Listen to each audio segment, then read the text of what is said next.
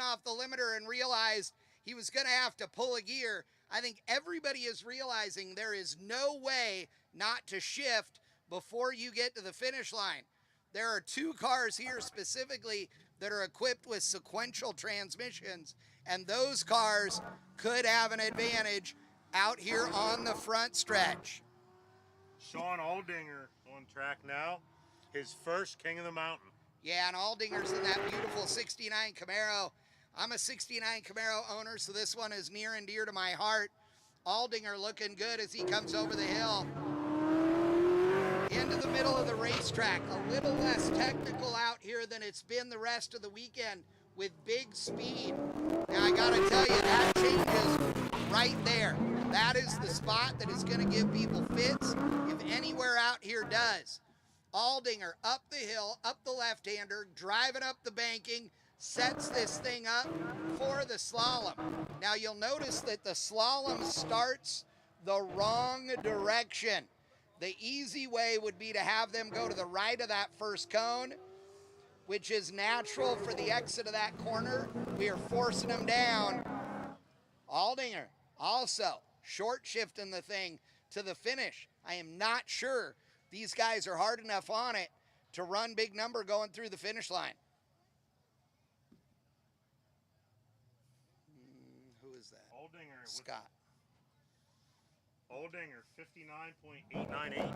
Oh, there you go. Yeah, good job. So what are our 3 runs so far? I missed one, and then Oh, Chris Jacobs. Ballard.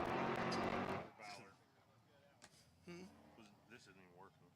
Yeah, well, it is. It's giving me the names. Oh. Yeah, just the names. I mean, I have to look them up by numbers. Ron Scott on track in his 4th King of the Mountain. He's been in the shootout all 4 times so far. Ron Scott in a beautiful 63 split with Zora Arcus Duntov, the inventor of the Corvette, would approve. Oh, I agree. I think that Scott's been at every event here at UMI. Autocross Challenge and King of the Mountain. And it is fun to watch this Corvette go around the racetrack. Are we going to get off the limiter all the way across the starting line? Are we going to get timing and scoring or no?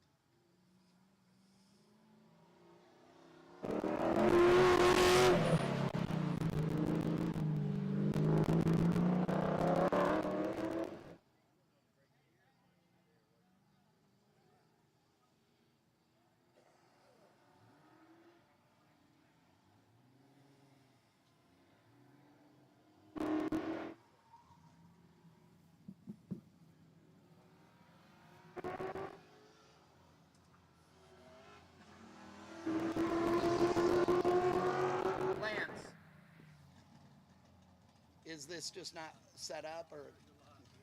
I know, but I don't really care right now.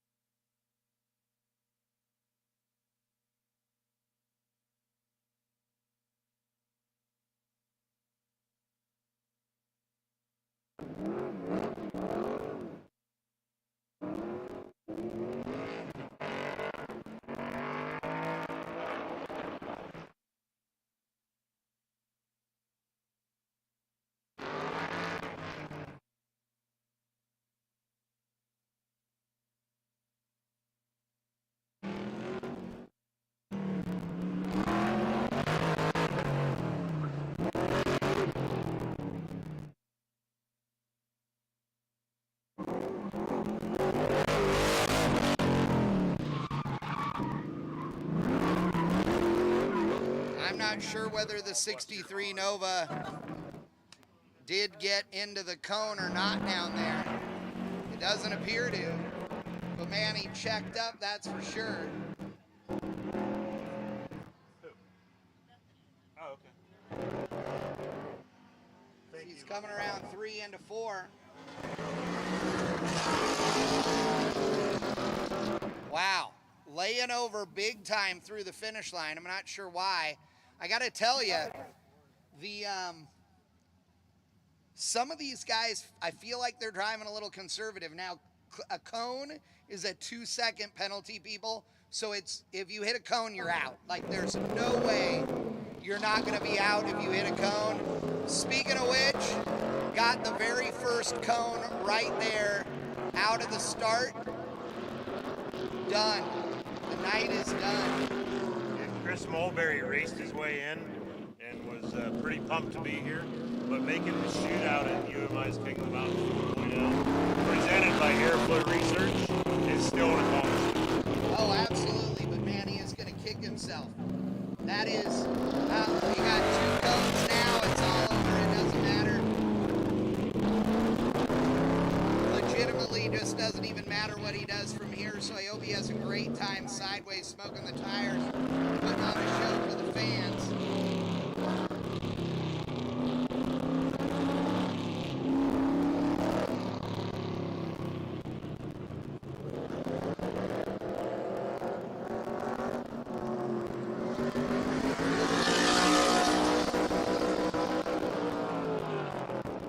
Good stuff. Yeah, it's unfortunate, man. 2 cones, that just makes the whole run just hurt to watch. Leisinger's coming up next, both of their Camaros. Corvettes. They also have a Camaro that Karen Leisinger drives, the Crusher Camaro. All of them Lingenfelter powered.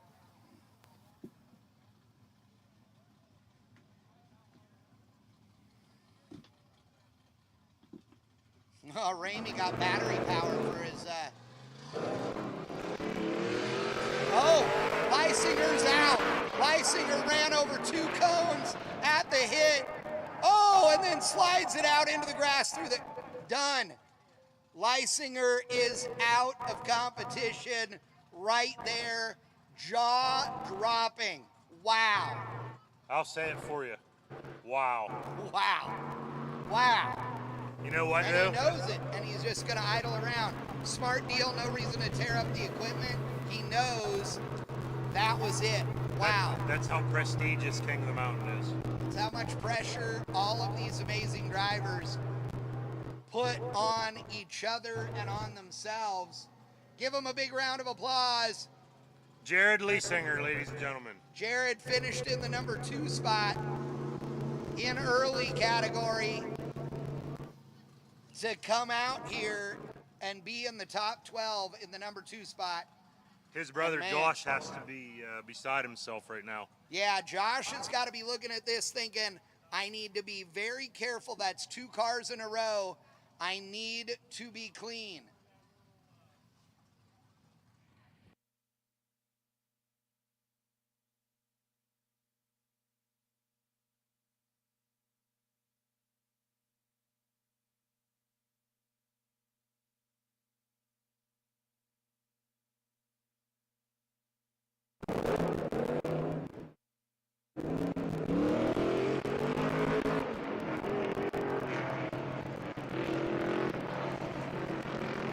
Josh out there driving a lot more conservatively. So he knows he needs to lay down a number, and that means he needs to be clean. One downside to have a really fat Corvette is he got a really fat Corvette. That means that everything is tighter and closer.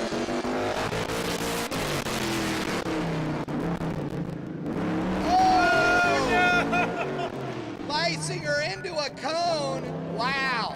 Wow, wow, wow again. This is nuts. I just said, I feel like some of these guys are going slow. Maybe they're being too conservative. They're not. If they're making a clean lap, can. Will he be fast enough that the 2 seconds don't matter? I don't know how that math works, but this is a big track that's a full minute, so maybe it does. Wow. Wow. Ladies and gentlemen, we are waiting to get a scoreboard that will give us our times, and I apologize. I know that there are scoreboards down there for some of you to see. I cannot see any of them from here, so we're not ignoring the times. We just don't have them available.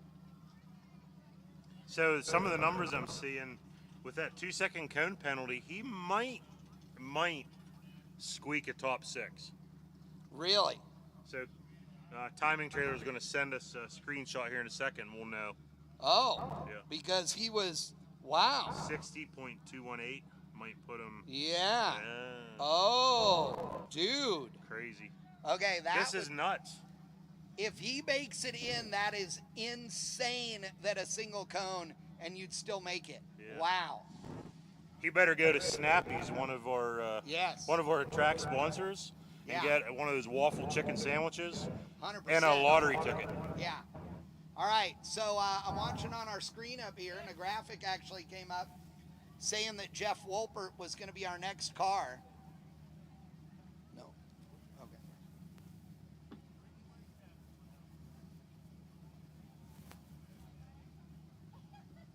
We got our drone flying overhead.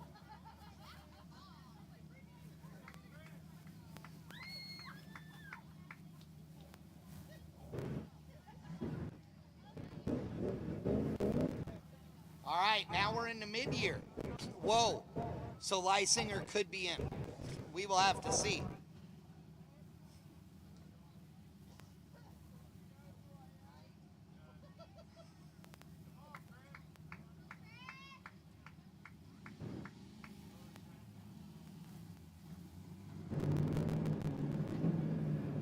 Just as an FYI, I know we all saw Jared Lysinger slide on down there into the grass. If he only hit one cone, well, he scrubbed a lot of time though. Yeah, he got 2 cones right away, but also the 2 wheels off in the grass makes it a DNF. Yeah, it could be a DNF. Yeah, that's our rule is 2 wheels is a DNF, or at least that's how it was the rest of the shootout so far. So, all right. No idea who this is. Here we go. Okay, we got the top 6 here for us. That is nuts. Yep. Okay, here we go. Starting in 6th, Chris Jacobs makes it through. In the 72 Nova we call Grandma. Adam Schoonmaker in his first King of the Mountain. Schoonmaker in the 69 Camaro. Father and son combo with Alan Schoonmaker. Shout out to Alan, great dude. Adam Schoonmaker moves on. Aaron Oberly and Grandpa. Grandpa and Grandma both in. Nathan Johnson. That lovely 68 Camaro also pulling it off. Josh Lysinger, that is nuts. I cannot believe Lysinger was so fast that he, even with the 2 second cone penalty, made it into the top 6, which is nuts. Heading to Snappy's for a gift card or a lottery ticket right now. Yep. And the surprise early leader, first time at KOTM, first time at UMI Motorsports Park, raced his way in through Drive Auto X, Sean Aldinger. I love it. Good job, dude. Love it. So can we announce like class 1 or class 2? We're waiting for the computer. We have no way. I don't Your know. phone? Nothing. We have nothing. Okay, we have a 5-minute break here, and it looks like next class is going to be, looks like super late model. We'll give it a try here and let you know. Super late models are theoretically the, oh wait, I lied. Here goes a mid-model, Chris Howell.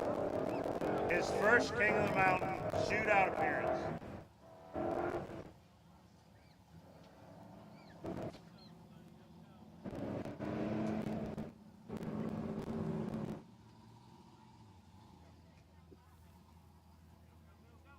Chris Howell past Corn Dog Corner.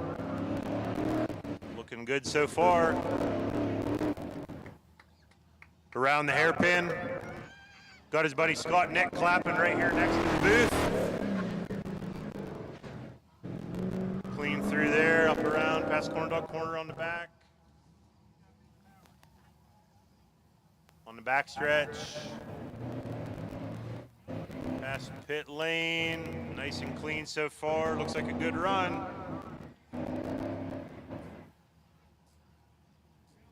Chris Howell, here we go. Coming out NASCAR 4, powering through the finish.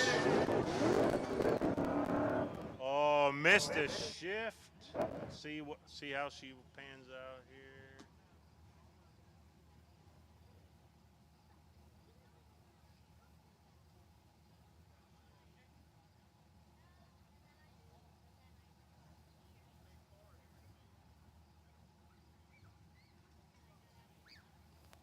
Howell runs a clean 62.869, 62.869. Up next, Andrew Ziolo in the UMI equipped Monte Carlo. His kids painted the hood. That custom artwork on the hood helps him by 2/10. Ziolo into the infield, around the corner, heading towards Corn Dog. Here we go. Middle backstretch, coming towards the hairpin. Ziolo AFR cylinder head powered, 383 in that Monte Carlo, UMI equipped. Great driver behind the wheel. Heading back out to NASCAR 2, around the corner.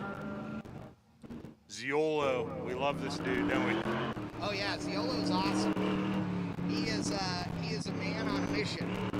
Speaking of men on a mission, I went and found a smart woman who could tell me how to tell what was happening, and she told me, you can't see because of where you're at. Oh, did Lance get the computer working? Well, we have a scoreboard down there we can also see in the middle at turn 1 and 2. So, yeah, by the American flag, ladies and gentlemen, that is going to be the raw time without cone penalties. So you guys can look up there and see that one. But what do we got over here? Let's put that computer right here in the middle there, Amy. Right there. Now we're cooking with gas, my friend. We are cooking with gas. All right.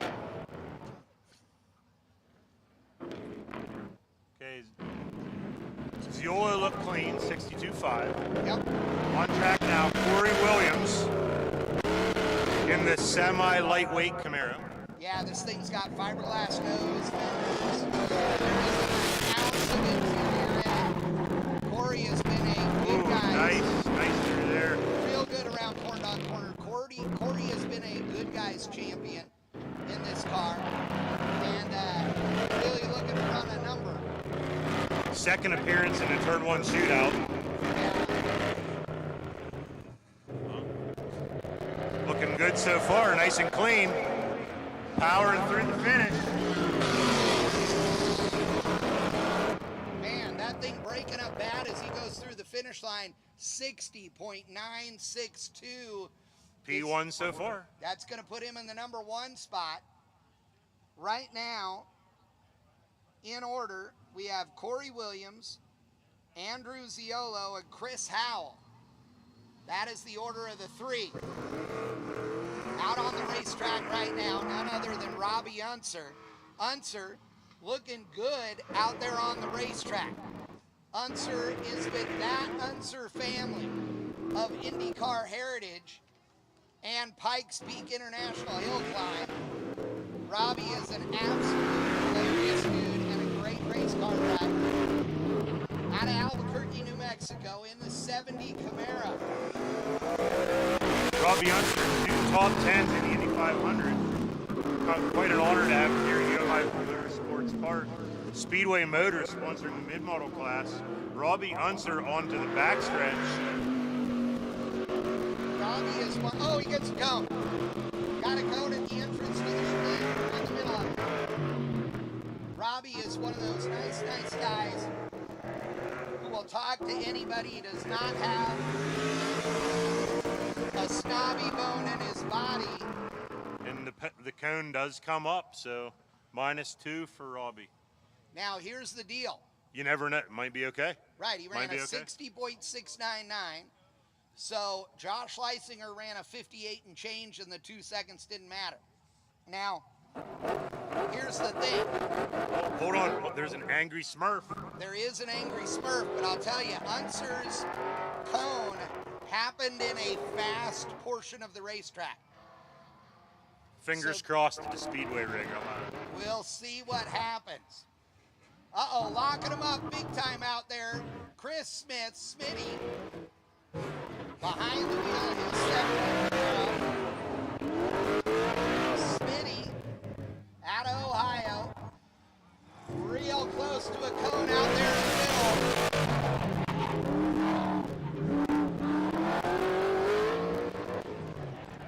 One of the best custom car builders in the country right now.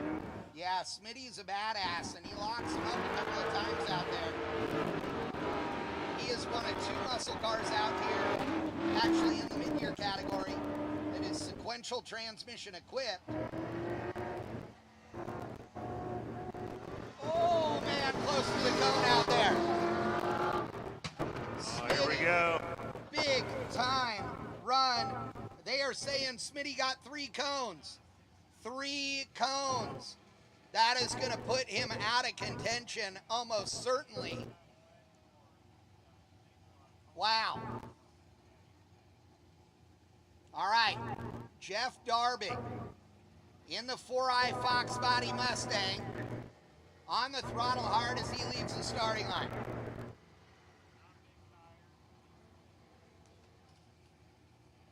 Darbig is a stick axle Mustang, as we say in the SCCA ranks. Yeah, stick I know. axle. I think But he don't care. I think it's funny that people refer to that when stick axle Mustangs are literally thousands of times more common than non-stick axle Mustangs.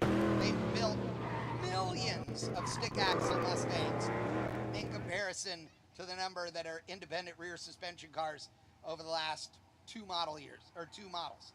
And Darbig is a wheelman Oh yeah, in the 83 Mustang on the backstretch. 4i Fox Body for the win, baby. Through the slalom. On a little tire, NASCAR 3 and 4. up he goes. Just down like he a goes, restart. There we go. Banging Shift. gears again. Ford powered, I believe, as well. And that Nice thing, time for Darbig. 59,873. That's the quickest mid-year car by a bunch. And clean. Clean is what matters. That is awesome. Unless something weird happens, Darbig's moving on. Oh, yeah. All right, Ryan Matthews out of Mooresville, North Carolina, in the After Dark Speed C4 Corvette. Ryan Matthews, a former Craftsman Truck Series driver. By the way, NASCAR Craftsman Series truck driving coming back. Craftsman coming back as the series sponsor. Yeah, he has a pole in the truck series driving for Bill Davis Racing. Yep. That's pretty awesome. Oh, yeah. And he's actually a 4-time Turn 1 shootout participant. He's been in every shootout here at UMI Motorsports Park. He's won King of the mountain. too many Good Guys autocrosses to count. Ryan has won a bunch of Optima races as well. He is one of those dudes that when you first meet him, he's as quiet as can be. When you get to know him, Ryan is an absolute riot to be around and incredibly smart at driving a car and setting one up. Ryan Matthews on the throttle hard toward the finish line. What do we got for Matthews? 60.322. And clean. And clean. That puts him in the number 2 spot out of 8.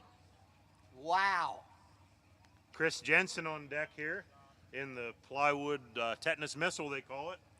Jensen was as high as P2 last year in the King of the Mountain. So This car has a face only a mother could love, but I'll tell you what, it hauls the mail. And Jensen is an absolute riot. This dude is hilarious. He is fast. He knows how to drive this car. He knows what he's got. He also knows what he ain't got. He does not have $1 million car. He does not have a pretty car. But what he has is a car that works and a car that he knows how to wheel and a car that he is comfortable throwing around anywhere. Will it be enough for him to pull off a top 6? I gotta tell you, I think it will. Nice and clean through Corn Dog Corner. The 86 Mazda RX-7, a car that nobody would have said was a performance monster. Driving conservative.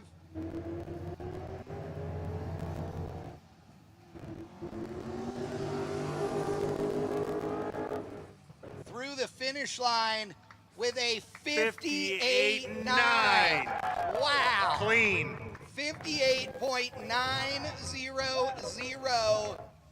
Safety Dude. third racing. In the house. Safety third team is losing their minds down there right now. They have a cooler with approximately 111,000 beers in it down there. And everybody on the team is going to be hammered by the time Jensen is done with this thing. He'll be the only sober one. James Bisher, one of the two coolest principals. Dude. Johnny Dio's here, Bisher's here. Bisher around NASCAR 1 and 2 in his beautiful Camaro. Yeah, this car is cool, man. I love the graphic. I love the car. I love the way it sits. Love the way it sounds. And it is fast. Dude, Bisher is one of those dudes that you cannot count out at any point. Out of Peru, Indiana, he knows how to turn a corner. Speaking of corn dog. Whoa, that was Nice. right. Yeah, very Whoa. nice. Bisher, very nice. This is the first time any of these drivers have been around this course. They got to walk it earlier. They have not driven around it until tonight.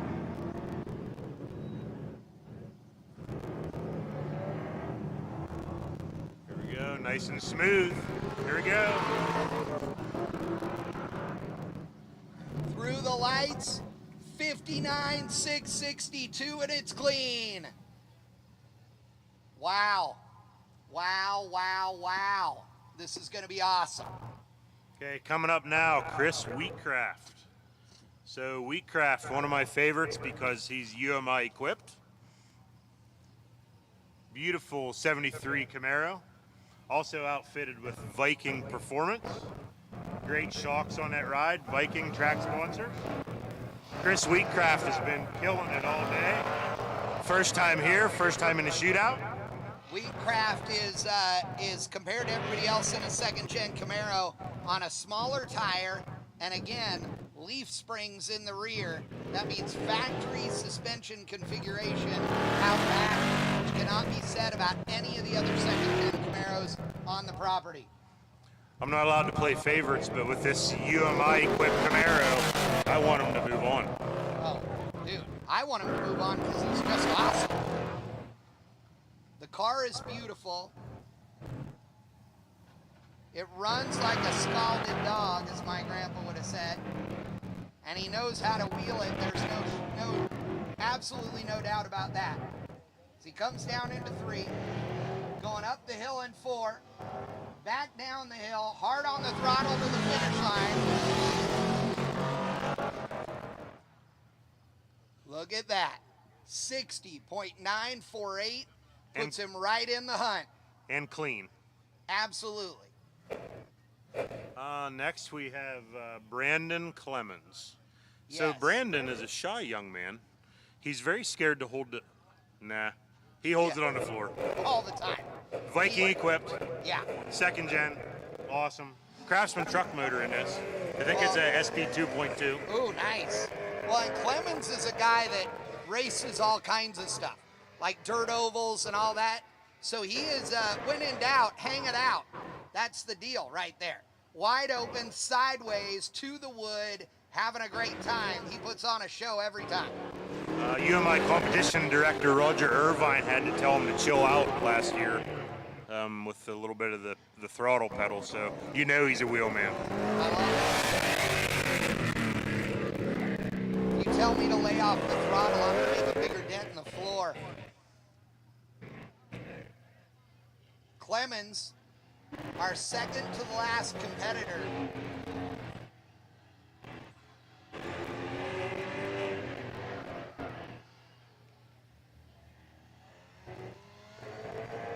Coming out of NASCAR 4, let her rip. Oh, listen to that one.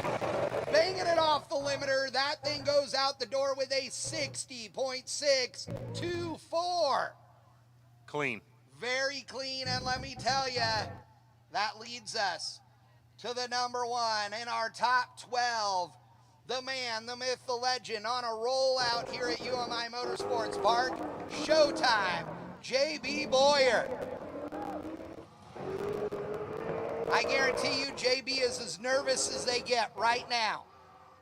By the time he makes the turn into the infield, it's going to be all business. JB looking to run a big number, trying to be conservative enough that he knows he keeps it clean. Sometimes being, oh no, JB. Boyer with the cone. 2 cones. JB punting 2 cones out there, 3 cones. Wow. Oh, multiple cones. JB has got 5, 6. There's cones everywhere, Chad. It's a cone massacre. Good thing for a 5-minute break to clean them up.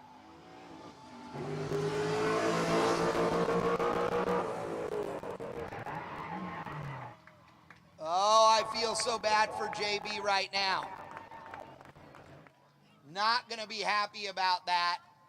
Ran a 57.4, but they're calling it a DNF because of the fact that he plowed through 1 row of cones.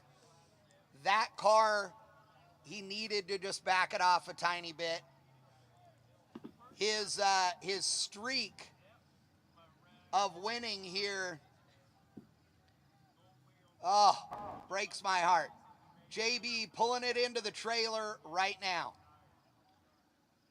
Oh, all right, ladies and gentlemen, we got a 5-minute break, and then we're going to start in with late model. So give me a couple of minutes here, and we're going to have our top 6. I think I know who they are, but we're going to make sure. Timing and Scoring is going to send it to us official, and we'll bring it to you. How about a shout out to the timing trailer for this weekend? Dude, they've been killing it. A lot of information flowing in and out of there. Yeah, and they've been really cool. They've been great to work with. They have had a really, really smooth operation all weekend. Everybody with a great attitude. They have one of the most stressful jobs out there. Becky Boyer and my cousin Vince, the dog, out there. I do. Becky in the timing shed, or tech shed, staying away from JB. She knows he's going to be unhappy right now.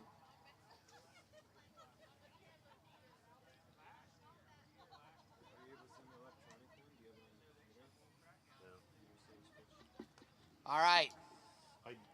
We got our top 6. If you can send someone down to get it from Tammy, you can get one.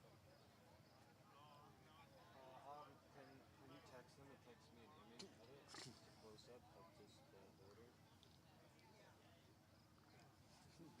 All right. Okay, here we go. We got the top 6. So we'll start with number 6. Moving on, my UMI buddy, leaf spring rear, corner max front, Chris Wheatcraft. Good job, dude. In the number 6 spot. And then in the Viking Camaro, Mr. Throttle himself, Brandon Clemens. Ryan Matthews keeps the dream alive, P4, in his After Dark Speed 94 Vet. Jeff Darbig in the 83 Mustang GT in the number 3 spot. Bisher, the Flying Principal, P2. And Chris Jensen in the tetanus machine out there right now, the RX-7, number 1 in mid-year. Those are your top 6.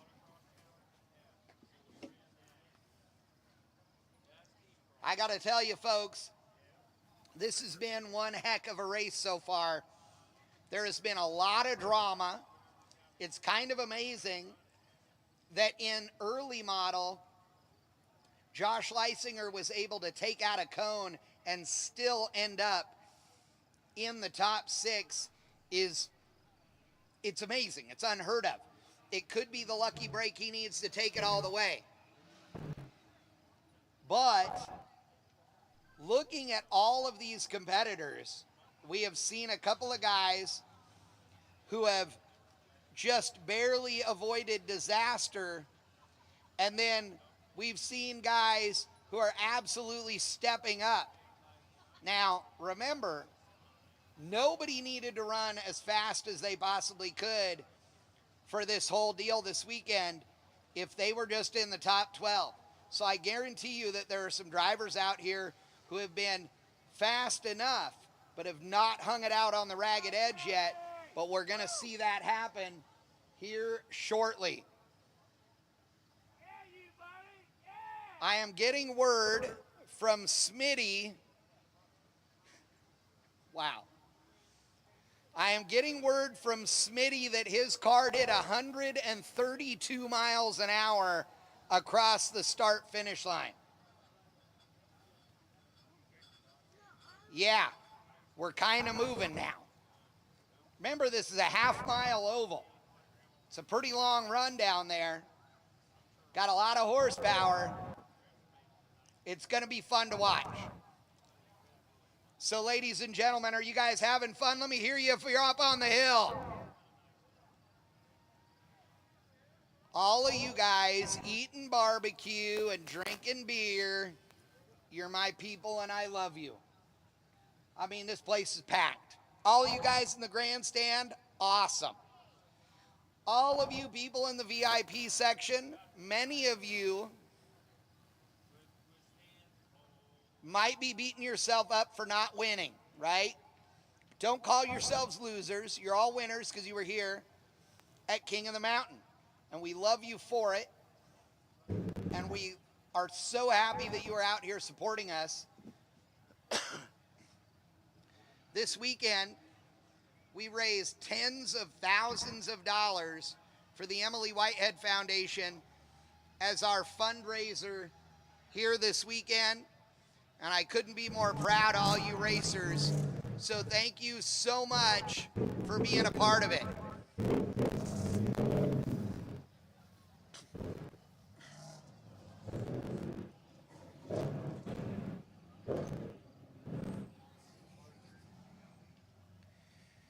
All right, so here's the deal. The car that is going to start out right now is Sam Strano behind the wheel of John V's RX-8. Strano and John V are both driving this car. So Strano is going to start because that way he can get back, trade, so that John V can get in the car. And before you guys start asking questions like, hey, it's an advantage. The car, tires are warm, all those things. Yes, there are some advantages to sharing a car. And disadvantages. Correct. That's exactly where I was going. The car is, yes, the tires could be warm or the tires could be too hot. Yes, the car is warmed up, but the car could be too hot. It depends on the car. It depends how polished and good it is. This car is awesome, right? They started out with a good car. It's an RX-8. I mean, this thing has good suspension geometry from the factory, all those things. It had a little motor with no power in it when it was stock. Now it's got a 2.5 liter with a turbo that makes 350 horsepower.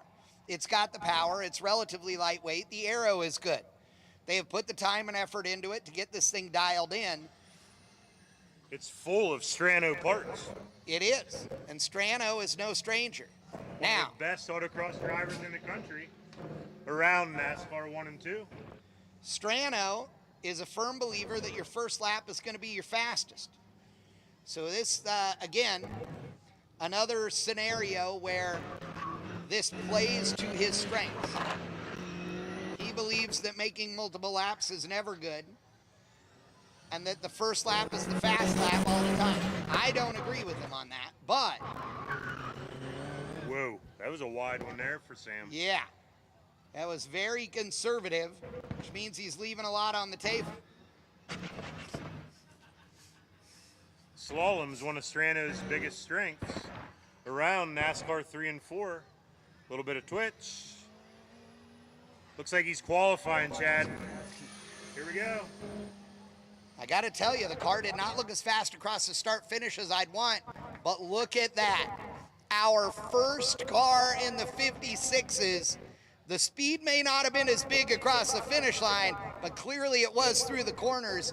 56.9 is the quickest lap we've seen so far. I got to tell you, Chad, that was a great run. Oh, it But was. I am getting a little excited for our next guy, Devin Whitman, UMI equipped.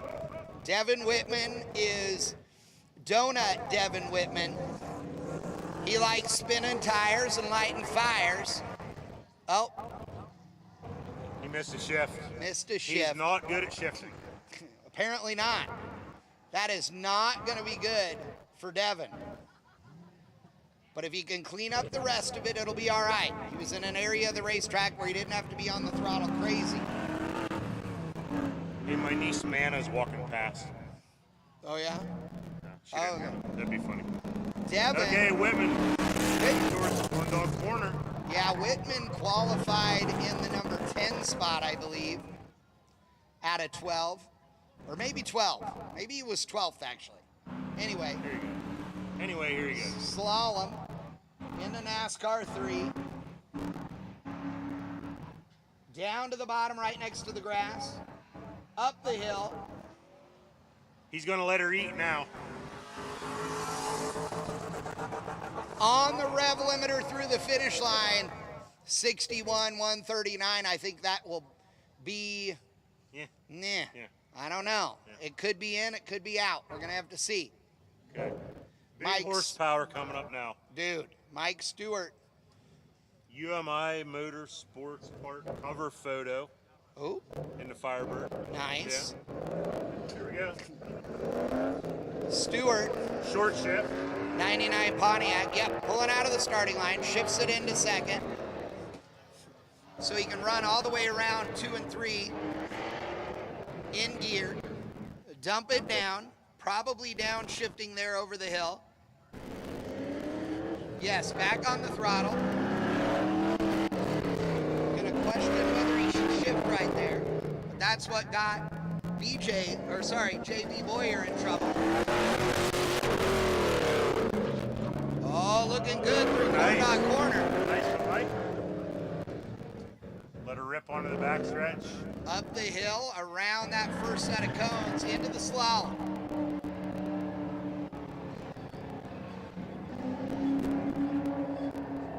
Pretty smooth on the power. Nice mix of smooth and fast for Mike Stewart. Let her eat coming out of NASCAR 62-413. Little conservative for Mike Stewart. It was, but we just saw that Devin actually got a cone, so they've given him one cone out there. So that doesn't make that 62-4 that bad because it's a 63-1 for Devin. Now, the Miata of Jeff Wolpert had his name up on screen for a while. It's now actually him. Cinderella story a couple years ago.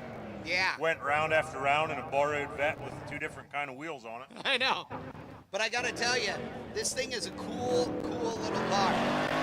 So he's got 2 big wings on it because there is no aerodynamic rules here. Again, the only rule is 2,900 pounds and a 200 treadwear tire. Pretty precise through the middle there by Corn Dog Corner. Absolutely. One of 2 Miatas in the show today. Our next one coming up with Jeremy McCauley behind the wheel.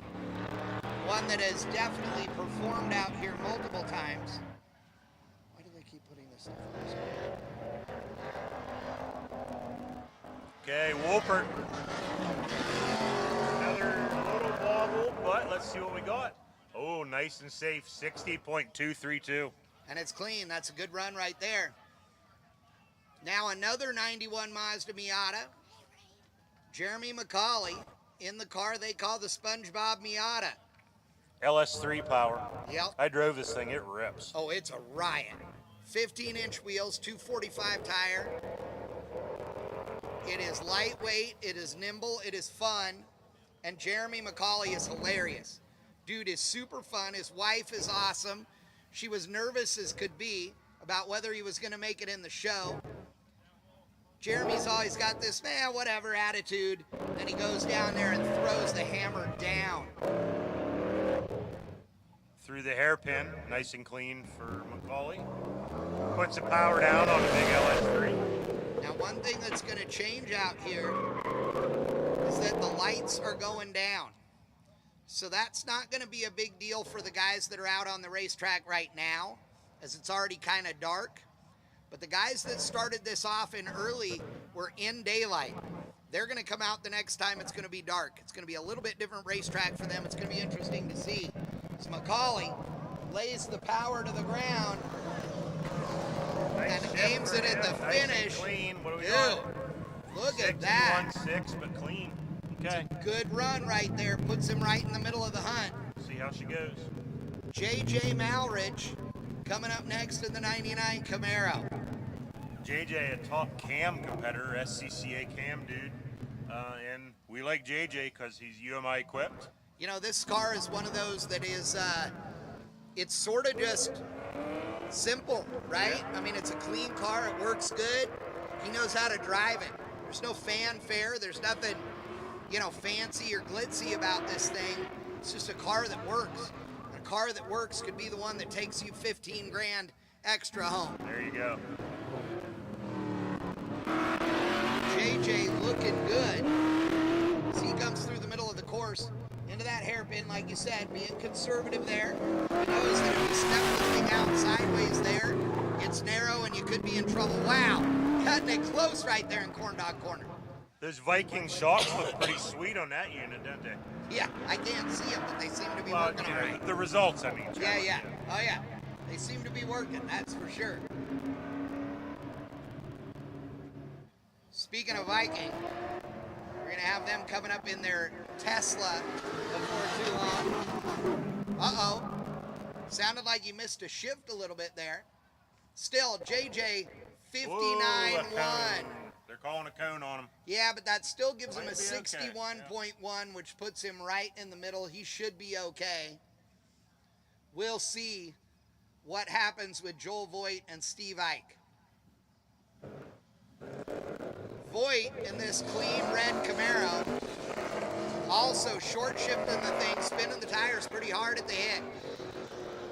Voigt's one of our most prolific winners here at UMI Motorsports Park as well. Yeah, he's Always a regular. Yep, always in victory lane. He's been around this place in about every configuration possible, and he's comfortable in the car. That's the number one thing. And he hates to lose. Yeah, He's he a is very winner. important. Well, That's this why thing- he's a winner. Yeah, and this thing is an actual Z28 Camaro, which makes it kind of special. Lighter weight than your average 5th gen, and I like this car. He knows how to wheel it. Got a lot of rear spoiler on the car, with a fairly tame front air dam, and a high winding LS for power. Oh yeah, 59,798 Ramey. That one's gonna put him right there in the hunt. And it looks clean. Yep, Good job, Joel. big run for Joel. It's what you want to do. Get it out there, lay down a number, comfy, happy, shake off the cobwebs and get rolling. And my dude, Steve Ike, behind the wheel of the S10. Looks like he may have tickled a cone there at the start. Oh, I don't know. I think it's in the box. Might be okay. Yeah, I think it was still in the box. Man, that thing was close. Steve Ike races pro racing for Honda of America. I know, and you know what? Awesome guy. Still can handle an S10 like a pro. It's crazy. 6-liter LS2, a bunch of UMI parts up front, custom pre-link in the back, and it is bad to the bone. Dragging something, that thing's sparking out there.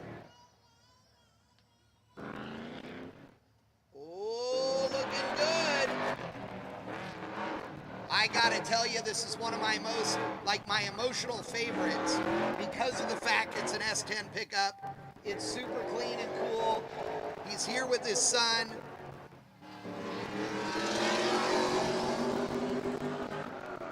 spot for Ike.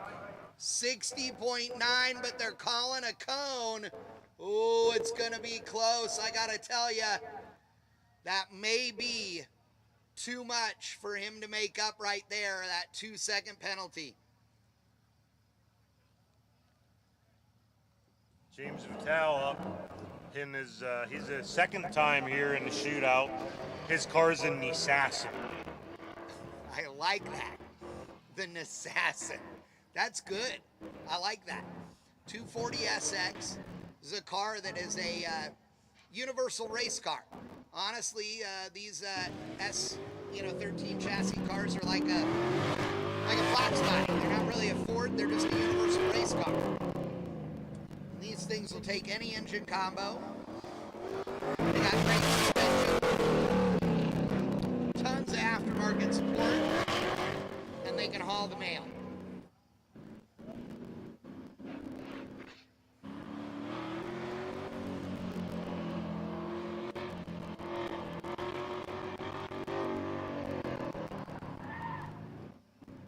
Little tire squealage there from Vitale.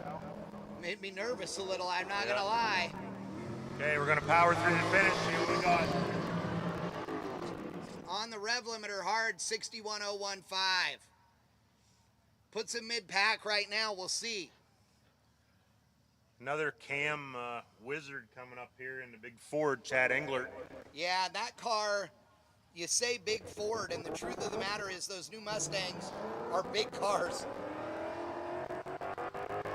That car is actually for sale, one of the top Cam cars in the country. Wow. And he said he doesn't really care if he sells it, but he's like exploring some options. Let's see if he can explore into the next round. I hope somebody made him an offer earlier in the weekend, because if he wins with this thing, the price might go up otherwise. Yeah. Soft-spoken, great guy, great driver, great wheelman. Yeah, he really does drive the car hard, but he's got this smooth, clean style about him. And I got to tell you, I think this thing is going to be fun to watch. Nice and smooth onto the backstretch. Through a little bit of a slalom there. Into NASCAR 3, getting ready to turn the wick up on the corner exit. Englert shifted already. Oh, yeah. Might be a good one. Getting it done early so he can accelerate longer. There you Big go. number. 58.2 and maybe no cone. Dude, that Good puts job, him in dude. the number 2 spot right now with 2 cars left to go. Andy Smedegard in the S2000. And then we got John V in his RX-8 that made the first run with Sam Strano behind the wheel. Spacing them out, co-driver car. Yep, Space them out, max distance. yep. Round of 6, we might still have to space them out again. Oh, yeah. Yeah. But we'll check Smedegard here. King of the Mountain 2.0 champion, Smedegard. Smedegard looking great out there. He can drift, he can wheel to wheel, he Yeah. can autocross. Guy's True. a wheel man. He really is. You know, there are a lot of guys out here, and when I say out here, I mean figuratively in the motorsports world, who, you know, are great at autocross or great at time attack, but never race wheel to wheel. Andy Smedegard is a guy that literally races his car in all kinds of disciplines. That was Way pretty fast awesome. through Corn Dog Corner.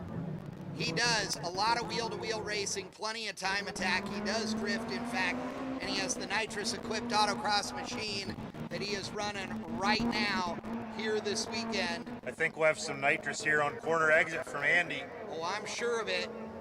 Upshift, let her rip, let her eat. What do we got? Off the rev limiter, 57. 432. Dude, 57,432, kapow. I hear the ASM and RS Motors crew down there cheering. Oh, yeah. Shout out to them down there. Coming up, John V. That is a heck of a run right there. Okay, John V, Strano equipped in the Strano Parts RX-8. Now, this thing is actually John V's car, right? So Sam Strano drove it the first time around, but this is John V's car. He built this car in his garage. He owns it. Packed full of Strano parts, Strano technology, Strano advice, Strano driving, all kind of crazy stuff through the hairpin. If you're just joining us on the live stream, welcome to UMI's King of the Mountain 4.0 presented by Airflow Research. Want to thank Viking Performance, Turn 1 Snappies, Hawks Performance, Summit Racing Equipment, and Hawks Motorsports being our premier sponsors this weekend. As John V, man, a little choppy on the throttle out there. Oh! Wow, a little sideways. And not crazy on the wheel, but God, look at that. 57.315. 57.315. He lays down a number again. Nice and comfy for that. 57.3.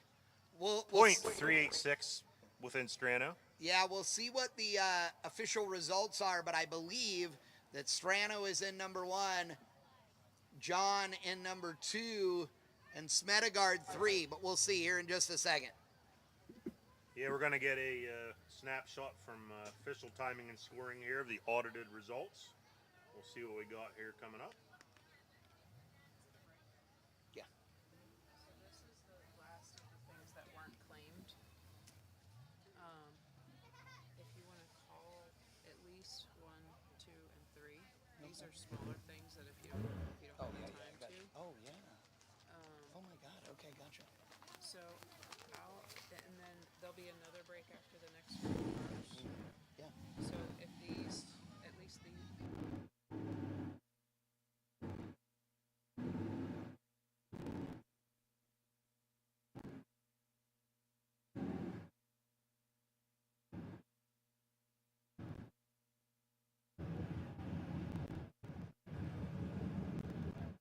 Oh, yeah, I got it right here. It'll be fine. Yeah. Yep. Okay, here we go. Your top 6. Actually asked me to do that. Jeffrey Wolpert moving on. Doesn't matter. We'll do it. Joel Voigt keeps the dream alive. Chad Engler Okay. moving on in the Ford. Smedegard on. John V on. And P1 in this division, Sam Strano. Dude, Strano Good job, and- guys. Top 6. Strano and John V going to be awesome. We'll see what they can do. All right, so a little housekeeping. Ladies and gentlemen, in the VIP area and all drivers. Some of our raffle tickets earlier, nobody claimed their prizes. They are in the registration building in front of the main grandstand, or behind the main grandstand, I guess. So, yellow ticket, 502-142.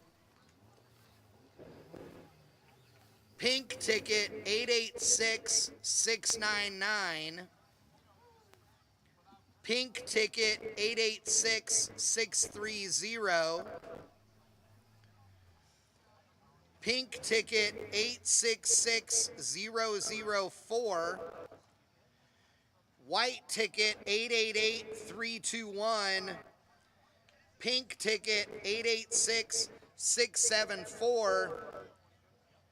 And pink ticket, 886643. So again, 502-142, 886-699, 886-630, 886-004, 888-321, 886-674, and 886-643. You need to come claim those prizes in registration now. When the next group is done, if you have not come to claim it, they're going to pull new numbers. We're talking Milwaukee tools, we're talking booze, we're talking apparel. You need to go claim your prizes. You filthy animals. Yes. I would love a cold drink. Yes. Not a warm drink, a cold drink. Either water, iced tea, or Diet Coke. I'd like water, iced tea, or Diet Coke. So nothing better than some great women stopping by to offer you drinks. How about it, Chad? I know. I love it. When they walk up and go, "What do you need?" And you look at them and you're like, it's a loaded question, and then they say to drink. You're like, oh, okay. Yes. So water, iced tea, or Diet Coke. That's where What's we're at. happening here? Race cars! Here we go. Who do we got? I don't know. Someone. There's a dude out there. In a car. He's going Oh, fast. there we go. Oh, yeah, who is it? That is not Justin Peachy, but I think it says it is. It is not. I don't know who that is. I can't see. I hear boost. Oh, I know it's an Evo. Ah, here we go. Ah, I lost him. Oh, there we go. It's Josh Lester. Yeah, Josh Lester, two-time SCCA national champion. Yes. And Lester is really kind of a fun dude as well because I think he was sandbagging. I'm not going to lie. I think he was a sandbagger today. I do think so. This car won autocross week. It did. Driver wins national championships. Yeah. Pedal on the floor. And it has all the right whooshy Holy whooshy. moly, he is flying. Has all the Oh, whooshy whooshy yep, noises. a little bit of a cone problem there. Yep. 55, 357. Our first 55-second lap. +1. So it adds 2 seconds. It's still a 57. There's a bunch of guys out here that would cut your leg off for a 57. Now we got Justin Peachy. Okay, Peachy going semi-first because Casino is a tick faster. So we put Peachy out first. Yep. Couple people between him, then we'll put Casino. So Peachy, Mike, one of the leading winners here in Super Late at UMI Motorsports Park. oh yeah. And him and Mike Casino, good friends. They're sharing driving duties on this car. Casino is absolutely hilarious, right? These two guys couldn't be more opposite, other than being great drivers. One's loud, one's quiet. They're both funny as hell. But I gotta tell you, Casino goes out there and cannot find his way around the racetrack yesterday, hardly at all, because he's been driving an all-wheel drive thing, and all of a sudden it clicked yesterday afternoon, and today he was on fire, and him and Justin Peachy are gonna be two guys to watch. Oh, I got some news. Oh, hold on. Let's see. Let's do the car first and something funny second. Whoa, oh, close. Here we go. What do we got? Peachy. 57, 145, and clean. That is a fast run right there. 57, 145. And now, Casino just told me that Luster was the singer that did the second best national anthem of the night. oh, nice. He's down there singing. I heard you, Luster. You're the man. Speaking of the man, except he just ran over a cone, the RS in RS Motors, none other than Ronnie Solomon. And I got a cone worker running for turn 1 as well. I believe that Ronnie has been into 2 cones. He knew he had to come out here and throw it down. Ronnie has been out of the seat for a couple of years, but really has done a great job this weekend with the RS Motors Evo 9. Oh, breaks my heart that he got a cone. Maybe 2. Someone asking on the live stream, how fast does Smitty go through the traps? I believe what he was telling me was 132 mile an hour through the, I think the finish line. He might have been fast. I don't know, but it was fast. All right, Solomon, I think Solomon was going 132. Holy moly. 57, 394, but he got 2 cones. So that makes it a 61, 394. Solomon was flying, but he got 1 cone right out of the gate. That one, I mean, it counts, but he doesn't need to worry about that one. Just don't do it again. Multi-time SCCA national champion Doug Rouse. I think this is his 4th King of the Mountain. Yeah, Maybe 3rd, maybe 4th. Great dude in Eric Strelnick's NSX. Yeah. So we know NSXs can go rounds here. Yeah, but you know what? My favorite thing last year was all the people online that were like, why would anybody take a stock NSX out there? They're never going to do anything. Yeah, and They never met Tomo. yeah, and it flew around this racetrack. These are great little cars, and I love them. Rouse around the hairpin. Oh, it sounds great. Up through Corn Dog. Watching on the Viking Performance live stream, looking good. I got to tell you, this car is really fast up the hill and around the corner there. There is a lot of speed in this car. This car is really well balanced. It looks great going around the slalom cones. It's flying. That's It for is. sure. Big power. Come on, Rouse. What do we got? Look at that. 56, 336, but they're telling us he got 3 cones. Ouch.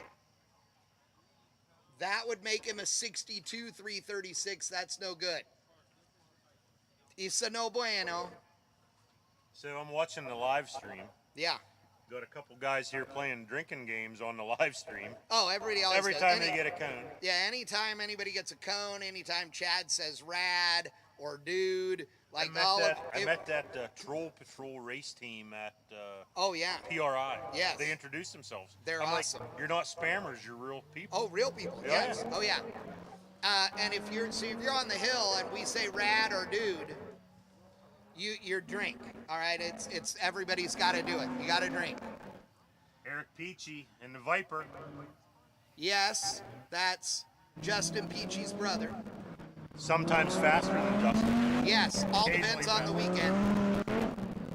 Couple of brothers that race their hearts out every weekend. In 2 totally different cars. I love to give Eric Peachy a hard time because I am not a fan of Vipers. So like they have a UPS engine in them and stuff. Like UPS trucks have those. Like I give him a hard time and he's hilarious. He loves it. He smiles. He digs right back. And then he goes out there and runs really fast. I swear I'm inspiring him. Here we go. Here we go. That thing's all in the mail. 57. 3.2 off the lead. Nice and clean. Looks good for Eric Peachy. Yes, 57, 344. That's a good number right there. Just as a FYI, Justin, 57, 145. Eric, 57, 344. The brothers Peachy, they're in good shape. Speaking of good shape, Swenson, KOTM inaugural winner 3 years ago. KOTM won. Instead of the 468 cubic inch vet, Yeah. we have the Viking Tesla Swenson edition. I named Yeah. it that because I thought it was funny. Oh, yeah. Has the patented Viking Crusaders on it. Awesome shocks from one of our track sponsors. You know, this car is funny because Swenson's a super nice guy. He likes hot rods. He likes race cars. I think he might have got a cone in turn 1 down there. Someone running. Yeah, somebody was running, but I don't see a penalty up on the screen yet. We'll see. But I got to tell you, he's super fun. This guy has a great time. I don't know that he was real thrilled or excited about driving this car at first. Till we put it in the shootout. Yeah. Now I think he's a fan of a Tesla. So we don't know how fast it's going to be going through, but he's hauling the mail. Oh, yeah. Holy moly. Not sure what gear he's in either, but let's see what he gets. They have no gears, so it's in all of them. 58,099, folks. 58.099. Could be safe with that time. Yep. Check her out. Now, everybody's been calling this car the snowplow. I prefer to call it the Hoover. Runs over a cone, it sucks it up and shoves it into the grill. Sort of like one of those little sweepy machines your mom had for the living room floor. It's an Audi S4. It's being driven by Jason Frank. Him and Bullington were both driving this car this weekend. It went all in on the no arrow rule. Jason Frank, 5-time SCCA national champion. Oh yeah, this is not a harebrained scheme to do this.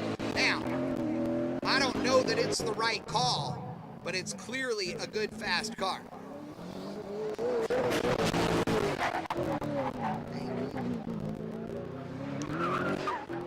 Thank you for the water, ladies.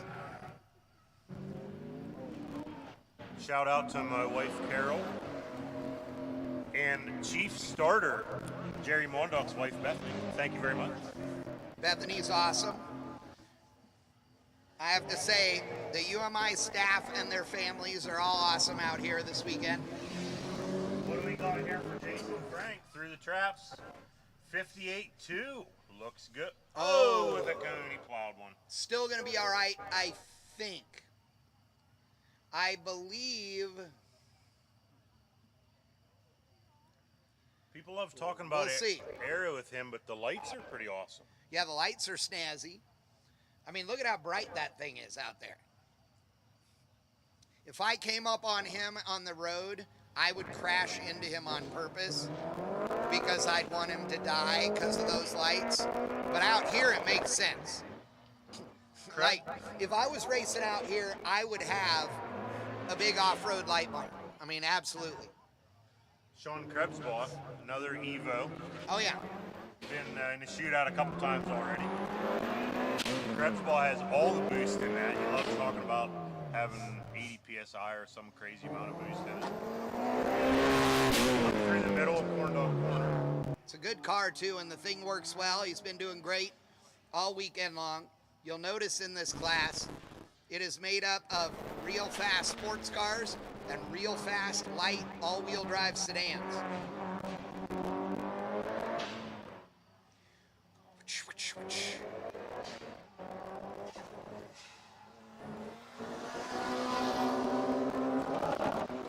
Hit On the the rev limiter. limiter. Nice. Right at the end, what do we got? 56, 194 for Krebsbaugh. Clean. 56,194 is a real number. And a guy that can lay one down also right here, Brandon Ranvek. Behind the wheel of the Evo out of the RS Motors camp. Ranvek is an absolute animal behind the wheel into NASCAR number 2 as he dives inside. Ranvek knows how to drive conservative, but it is not his nature. His normal is to attack, and he is all over it. Being smart around the hairpin, gonna hammer it through Corn Dog Corner, being kind around the bump. Man, I gotta tell you, There, didn't he? Holy moly. this is a car that really can be a player out here and absolutely could win all the marbles.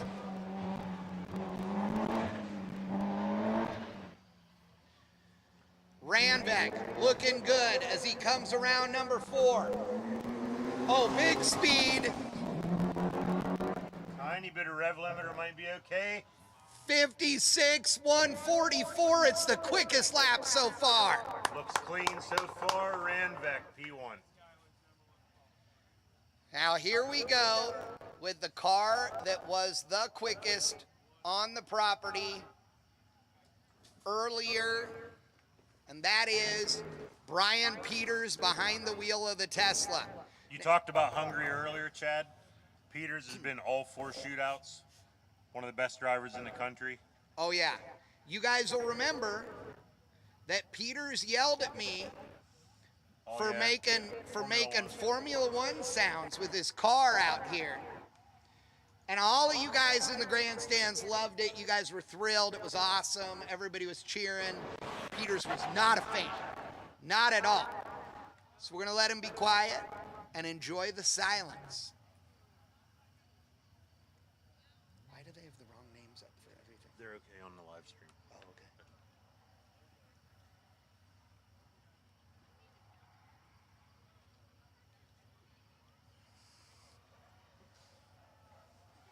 Okay, here we go. What do we got from Peters? Big speed. Oh. 56,555. Not going to be the quickest, but he's in the number 3 spot, I believe. And Aaron Shue up next. So I think Peters did what we call smart driving right there. I agree wholeheartedly. I believe He has the skill set to do just what he did. Yep. Speaking of skill set, Aaron Shue who is a heck of a shoe. And won Summit Racing Autocross Week. Yep. Shout out to Summit, one of our premier sponsors. Summit Racing Autocross Week. But now Aaron Shue in the mighty Evo. You know, Shue has been out here running all weekend long, running good numbers, but really not waving his hands and being the center of attention. He's been out here and he's been running a number and just running what he needs to do. I think he's one of those guys that's been sort of sandbagging, if you will, to make sure he's in the show. That didn't sound good, Chad. No. He'll still be okay, but I believe it's the air dam of that car dragging the ground, which it has done all weekend long. yeah, 57.9 for Shue. That may not be enough. That might not be enough. This is our quickest class. Super late model. And now Mike Casino.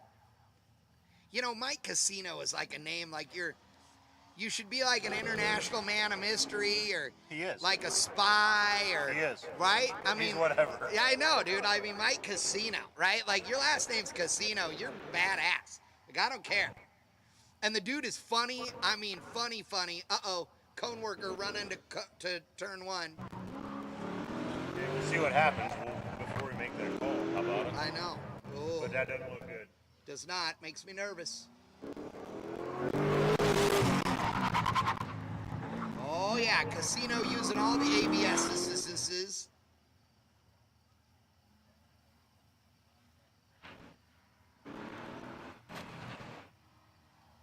The car is surprisingly quiet. Keep in mind that he could be fast enough that a +2 doesn't get him out of the top 6. That's true. her out. Absolutely. The dude is fast. We know that.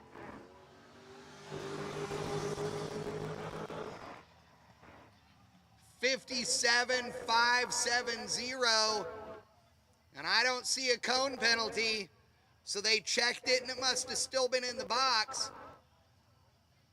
We'll see. I don't know. I do not know if that's going to make the top 6. Let's see as we get ready to go into early. Anybody come? But I redrew, so Okay. I'm gonna all new numbers. Yeah. But that's probably the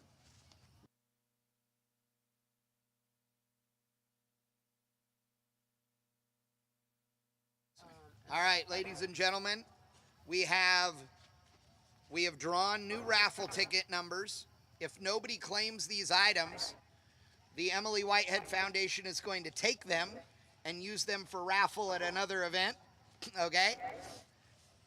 The yellow ticket 502143, 502143, 502143.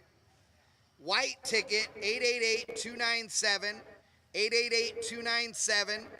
Pink ticket 866075, 866075. Pink ticket 886739, 886739. Pink ticket 886151, 886151. And pink ticket 886516. Those are the numbers. If you are in the VIP area, you could be a winner. If you do not go to registration building, which is right here by the grandstands, if you do not go to registration and pick those up, you are forfeiting your prizes. This is our last announcement on the raffle tickets. So Cammie and the timing trailer sent me the top 6. Ooh, Thank all right. you, Cammie. Appreciate that. P6 in the Evo, Josh Luster. In number 5, in the Viper, Eric Peachy.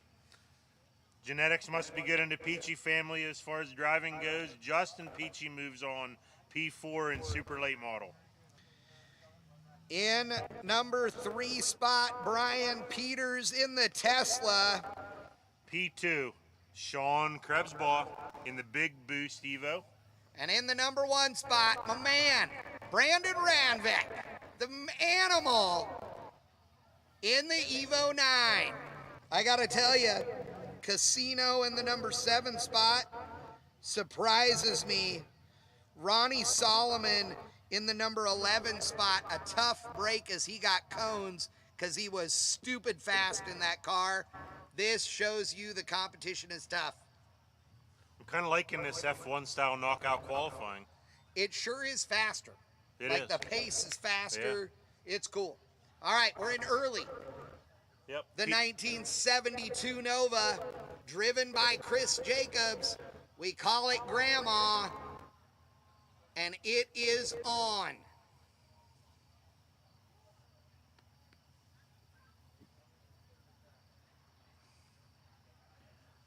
So Chadwick, I got a thing from Ross from Viking. Oh yeah, Ross is awesome. Yeah. Ramey and Chad podcast in the future. Ha! You should come on my podcast. I do a podcast. Well, it depends on the week, but some weeks twice a week. Yeah, you should totally I'd do come it. on. It would I'd be do it. fun. We could talk. Yeah, absolutely. You should. Let's see. Let's do this next week. Let's do it. We'll wrap this up. Yeah, there you go. Okay. I'll let you know when. Have your people contact my people. By that, I'll send you a text message. Yeah, you can chat. Yeah, exactly. All right, Chris Jacobs on the throttle, laying it down. Now, I will tell you, I don't believe that Dan Ballard, who owned this car, was thinking about the fact that it would be ready to come here this year, because they are running on the same tires as last year. Chris Jacobs was like... That's what the big Langenfelder can do for you, though. I know, but Chris Jacobs was like, dude, if you told me we needed tires, I'd have got us some tires.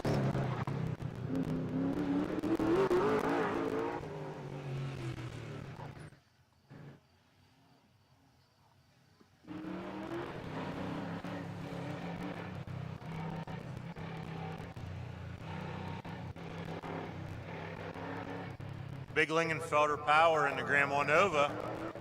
Probably pretty fun through the finish. Nice fog lights on that baby. Jacobs lets her rip. What do we got? 61,375. 61,375. We lost our announcer window, so we'll let you know if we got any penalties here pretty soon. Oh, here we go. Are we back? Oh, here we go. All right. Here we go. All right, Jacobs, 61,375. Looks clean. Now we got Adam Schoonmaker in the 69 Camaro coming up. Schoon's Hot Rods. That thing's a really nice Camaro. It is. It's a show car that rips. Yeah, it's fun. I don't know him, I don't know him well, but he seems like a real nice dude. But the car is cool. Father and son combo races SCCA a lot at Z-Max. Oh, nice. Yeah. Here we go. Adam Schoonmaker into NASCAR 1 and 2. First trip to UMI Motorsports Park for the Schoonmakers. Oh, really? Well, senior's been here, but Adam, first time here, getting in the top 6 at King of the Mountain. Pretty awesome. Nothing wrong with that.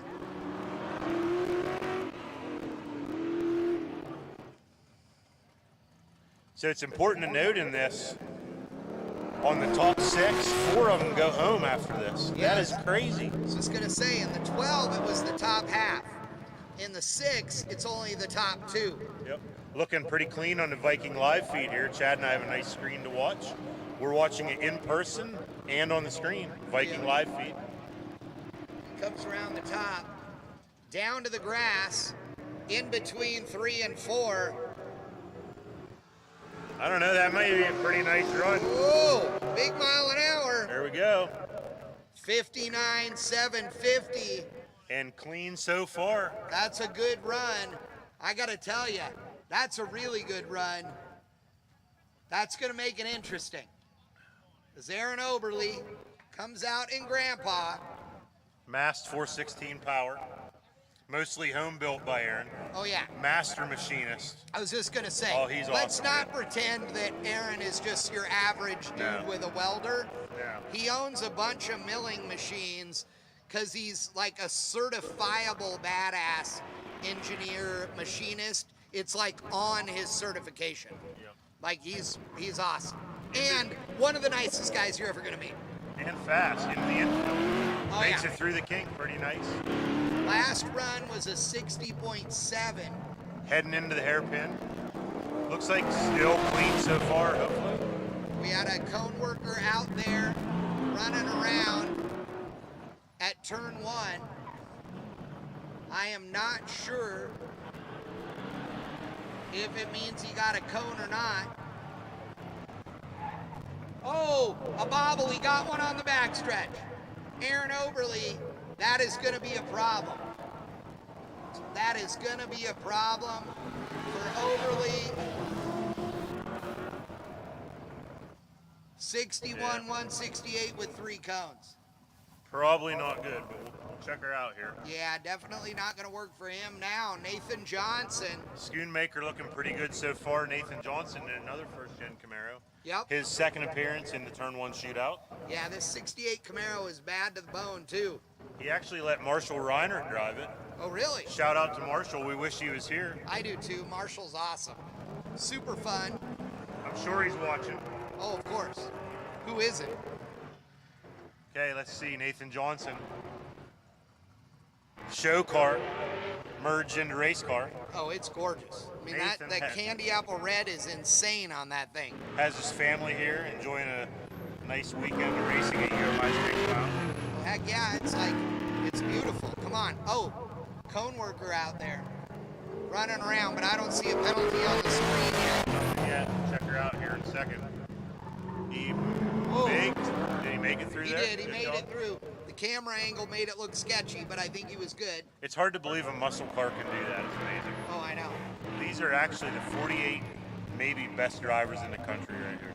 It is unbelievable, the group of people that we have out here. Little bobble there from Nathan Johnson. Maybe he can pick it up on I think he thought about shifting and then didn't and then did.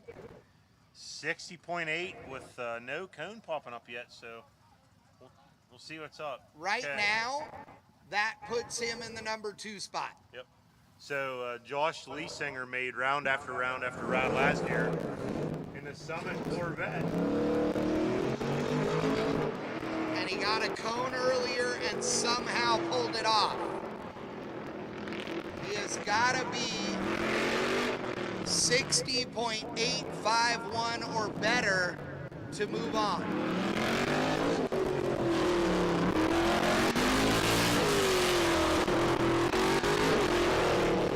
Leesinger team put some good lights on the front of that unit. Has it dialed in. Heading through the chicane and corn dog corner there. Nice. Got through there pretty nice. Big Warren Johnson horsepower under the hood of that thing. Yeah, all of the Leisinger cars are Warren Johnson powered. Thundering through NASCAR 3 and 4.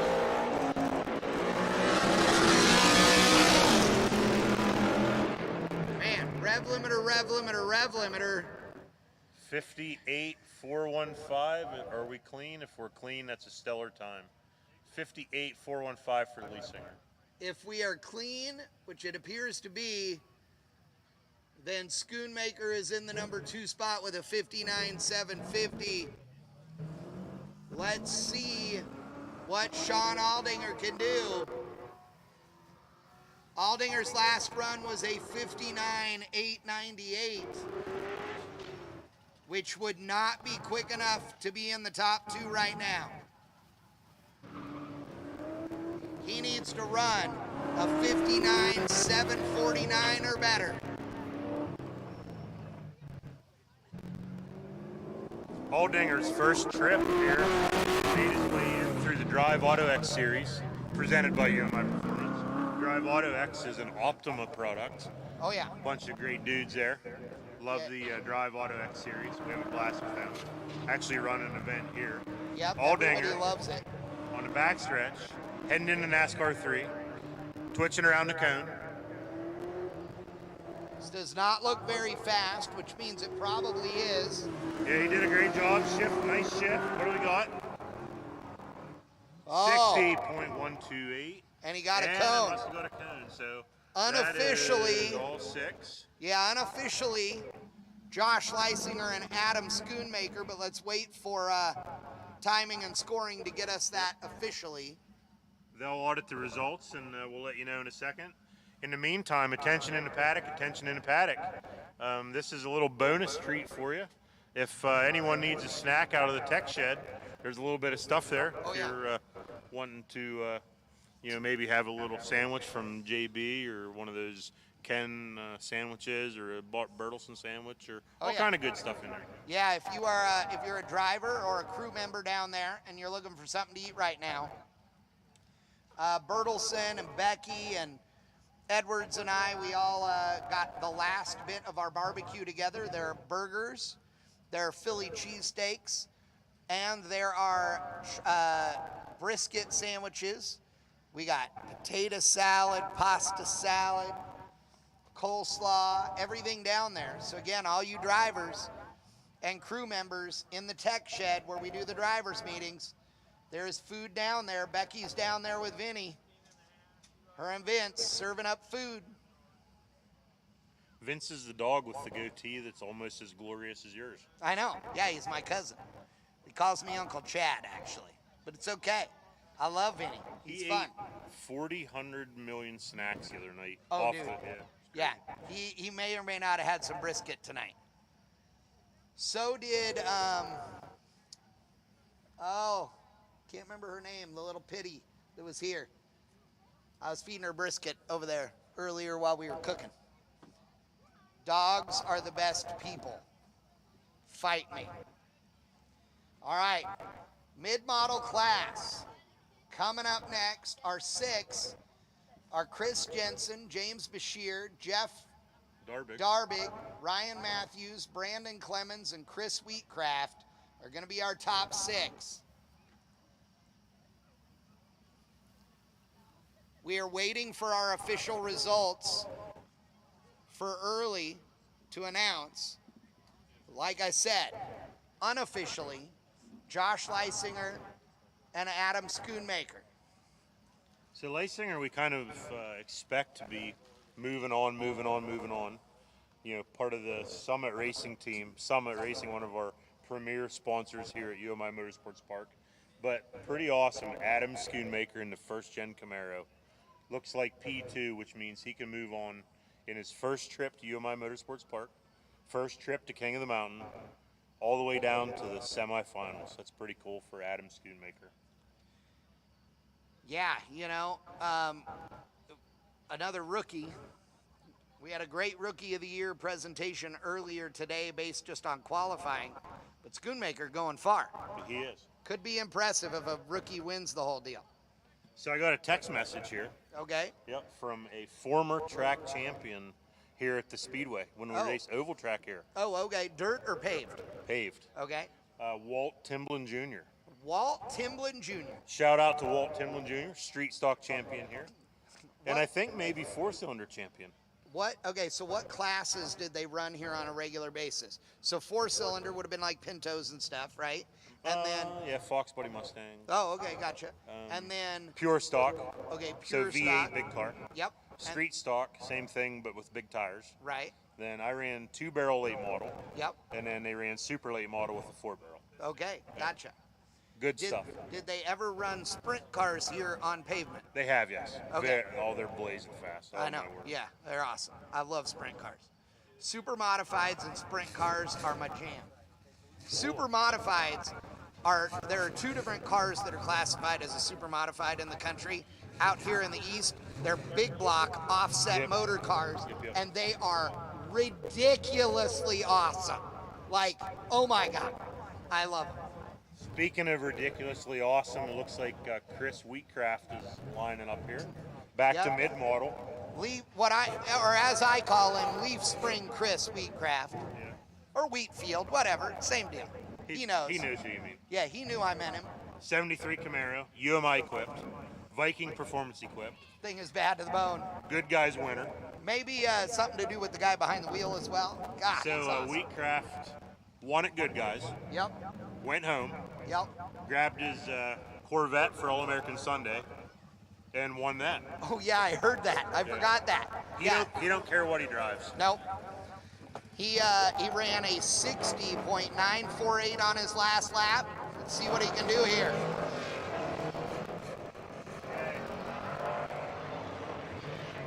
He's on the rev limiter already. Wheatcraft is going for it. You know, as you get later, you know right here you're in the 6, but you got to be top 2, right? You can't be conservative. Now you got to be fast in order to move on. So everybody's done their one conservative run, and now it's on.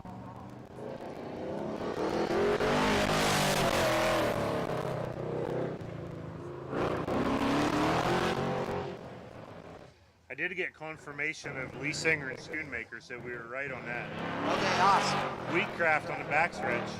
Yeah, Let's looking hope that good. corner max gets him through the slalom pretty good. I got a corner worker running in the middle. I don't like that. I don't like the sounds of that.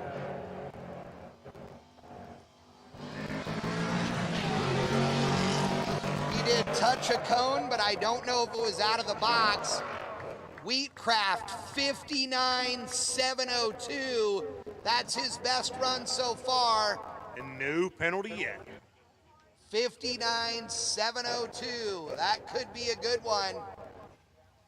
Brandon Clemens now out there in the 71 Viking Camaro.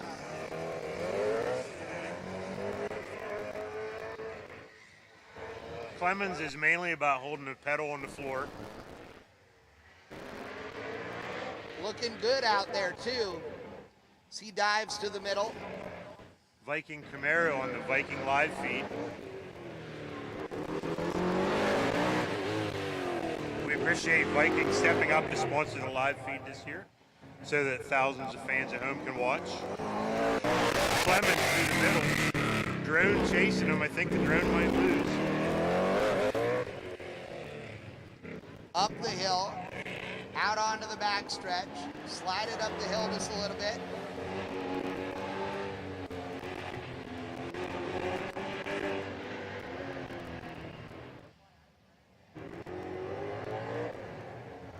Oh, a little bobble, but he's going to put the ball. Oh, yikes. Whoa! No fear for Clemens, 60.385. Still a good number. Gonna be good, we'll see. So Wheatcraft goes 59.7. Clemens 60.38. We got 4 more to run. This is a that stat have class run, here in mid. yeah, and the next 4 have run those kind of numbers as well. Ryan Matthews behind the wheel of his 94 Corvette. No stranger to pressure. No, Wins oval track, wins Optima, wins good guys, wins UMI, wins all kind of stuff. yeah, he don't care. Let's see how he goes through the middle through Corn Dog Corner.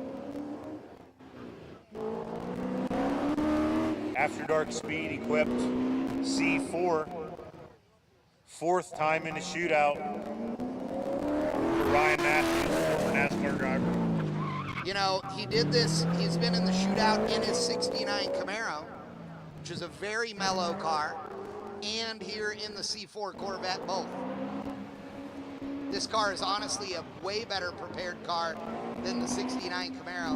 Nothing wrong with the 69, it's just a really mellow combo. Let's see what we got here. He loves the oval track. Hammer down. Nice shift. Through the traps. What do we got?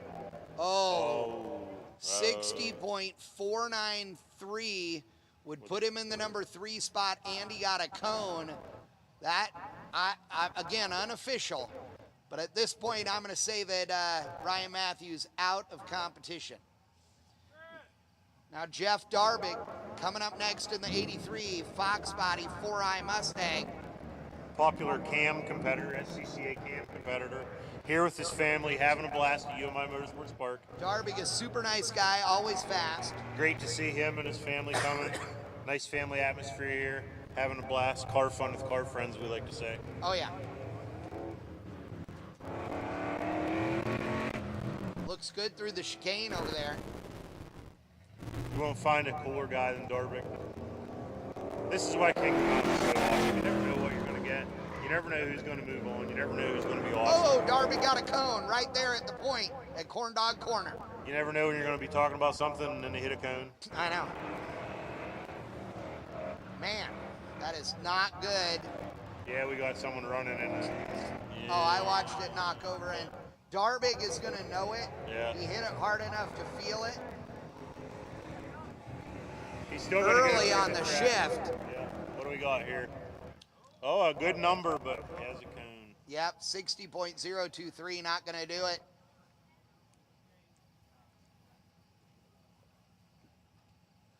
Would have been in the number 2 spot with no cone.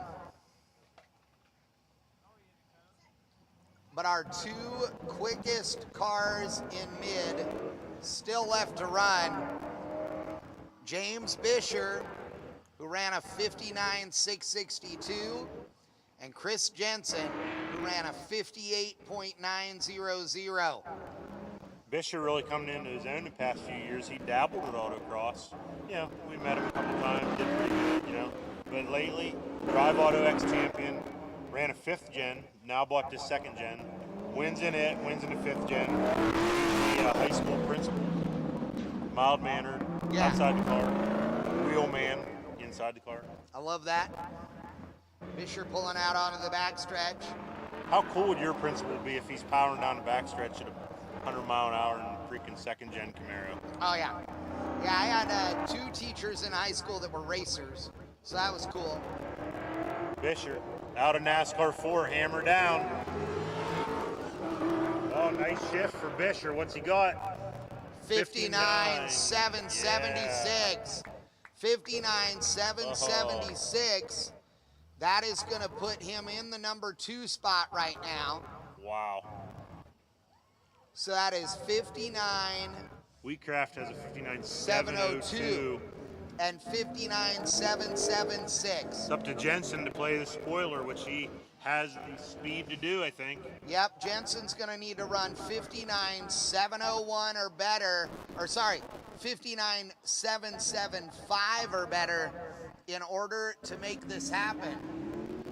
Jensen's already in the middle of the course, looking good. Out of Paducah, Kentucky. Part of the Safety 3rd racing team. About 5 or 10 dudes and ladies. Who are just an awesome family of racers. Super fun to be around. Super generous, supporting the Very. Emily Whitehead Foundation every time. Every time. Speaking of support of the RX-7 tetanus missile on the backstretch. Does it look clean so far, Chad? Yeah, so far looking good. Oh, Doesn't look nice. stupid fast, but I think it's gonna work. What do we Jensen got? through the lights. Oh no! 59.825, that's not enough. So what do we got? We got a 702 for Wheatcraft. And a 7.76 for Bisher. It looks like Wheatcraft and Bisher are moving on unofficially. I will say that if Wheatcraft is moving on as the quickest in this round, he did it on a small tire and leaf springs. Ouch. And UMI A-arms. God, all the egos are bruising badly right now. Wow. Wow. Wow. You know, Chad, you and I make a great team, but how'd you like to watch this from the pits sometime? That would be nuts. Oh, well, that's where I announced this thing from the top of the Summit trailer the first year. Well, we were worried about you falling off, though. I know, but I tell you every time, that would be the place for me. I'd rather be announcing this from the Forge Line trailer. They got a railing and everything, and a bar, by the way, just putting that out there. So that's where I'd rather be announcing this from. Right out there in the middle with my people. It'd be awesome. Did you say Forge Line trailer? Yes, the Forge Line trailer. It's right Oh, there. There's a railing. What does Forge Line make? They make the baddest wheels on the planet Earth, period. Done. Like, insane.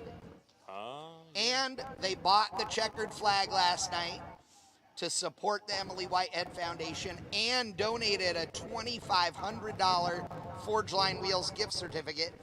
And they are the official wheel of King of the Mountain. Just saying. Yeah, and we should talk about the muscle car bounty, the Forge Line bounty. Like, let's say Peachy would win in the muscle car. No, let's say Wheatcraft. Oh, let's say wins. Wheatcraft.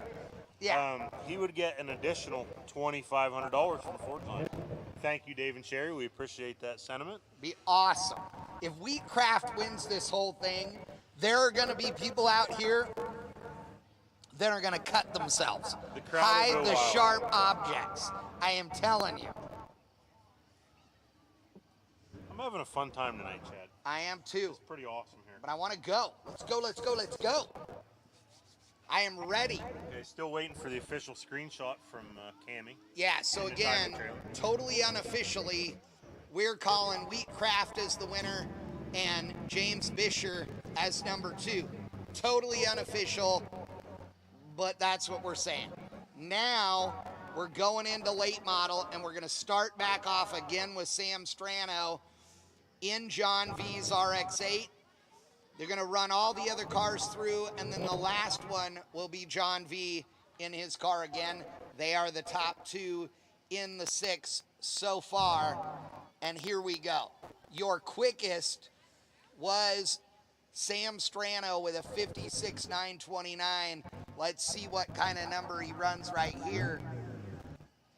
That experience, I'm not calling Sam old, I'm calling him experienced. He's probably run as many autocrosses as anyone in the pits here. Yeah, oh, I guarantee it. Sponsor of UMI Motorsports Park since day one. And just a really funny guy and cool and smart. If you need any parts for anything, Oh, yeah, he can your do tow it. vehicle, your Oh, yeah, that's autocross true. car, Yeah, it's true. you can call Strano Parts. .com. All right. Let's send him. All you got to do is wave at him. It'll be fine. You could do it. Do it. Do it.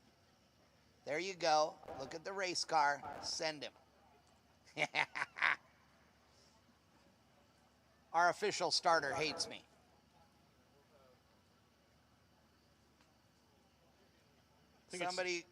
Somebody was complaining about the trash can. I think it's time for a shout out to all these corner workers, cone workers. Dude. Chief starter Jerry Mondock. The cone workers here this weekend are some of the finest I've ever seen. And I have to say that the entire crew running them All the boost coming up for Strano. did an amazing job of teaching these guys what to do and keeping them on point this weekend. Awesome, great group of cone workers. Volunteers, family, friends, and UMI employees, thank you to all of you guys. You made this a great place to be this weekend. Strano looking good as he goes through the middle again. 56.929 last time around. He was 0.4 of a second ahead of everybody else in the last round. Whoa, way wide, almost gets into a cone there in Corn Dog Corner. Now, you guys weren't here for this necessarily, but earlier in qualifying today, Strano went down there in the middle of the course, and it was as if the brake pedal ceased to be attached to the car. He went off in the grass, over the hill. And Strano, 57.848. 57.848. Looks clean so far. That's a real number right there, ladies and gentlemen. I did get official word here from Cammy and Timing. Yep. Wheatcraft and Bisher officially moving on. Nice. Okay, who we got now? Wolpert in the V8 Miata. Big front wing. Barred a car again. No stranger to the turn 1 shootout. Yeah, big front wing that looks like a rear wing that's mounted on the front, which I think is what that is. Now, here's the challenge. Did he forget to turn the headlights on? Yeah, there are no lights on this car, dude. There are no lights on this car. None. He's nuts. Yeah, because while the lights are cool out here, they're not that good. I mean, not good enough for that.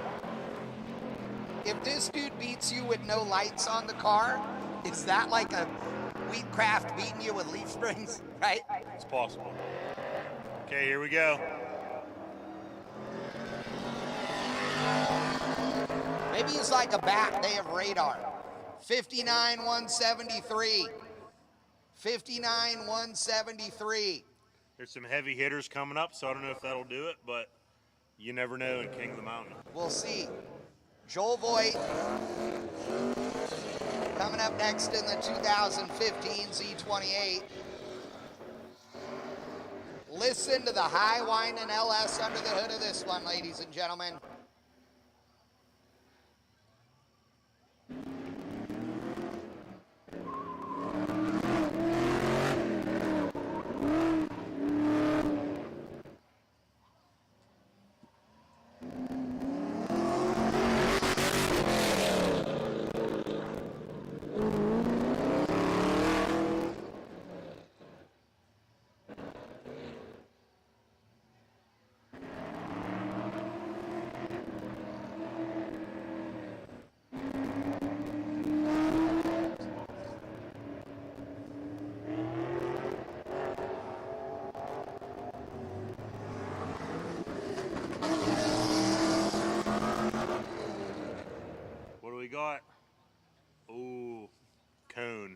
2 cones. Ran a 58.737, but 3 cones now. That is not the way that Voigt wanted to do that one.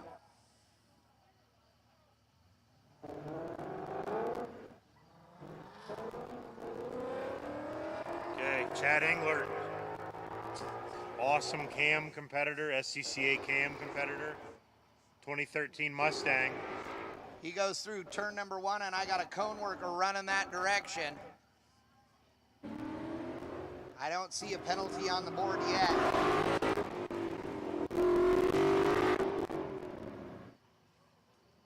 Englert winding out the small block under the hood of that bad boy. Usually a really clean driver, but I'm not sure how clean he can be at King of the Mountain with all this pressure. $15,000 to win this thing, Chad. Yeah, 15 grand to the winner, another 10 grand to everybody underneath that. So the top 2 here are both in the money. Absolutely, yep. That's where you get in the money. Being the top 2 here puts you in the money.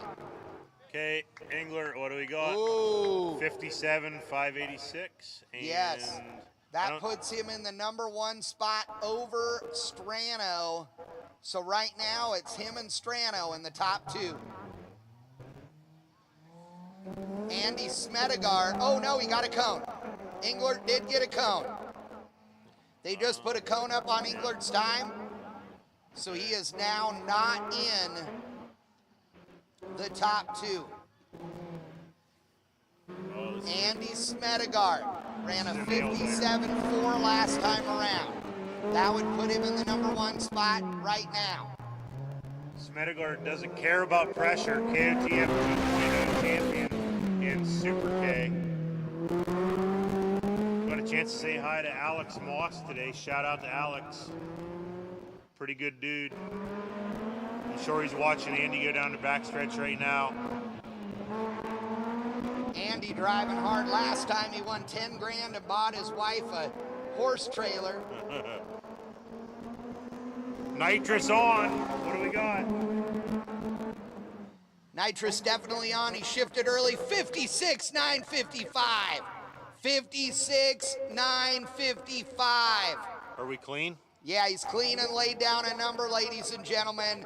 Wow. So right now, that means... Okay. John V right now. No, Chad Englert. Looks like they pulled the cone off of Englert's run. 57.586. So right now, it's Englert and Smedegaard. A little bit of drama here. This is nuts. Now, Could all go out the window if John V lays down a flyer. well, if John V lays down a flyer, it's going to be him and Andy Smedegaard. But right now, Strano is out. Officially out of the competition. This is John V in his car. Strano was quickest last round in John V's car.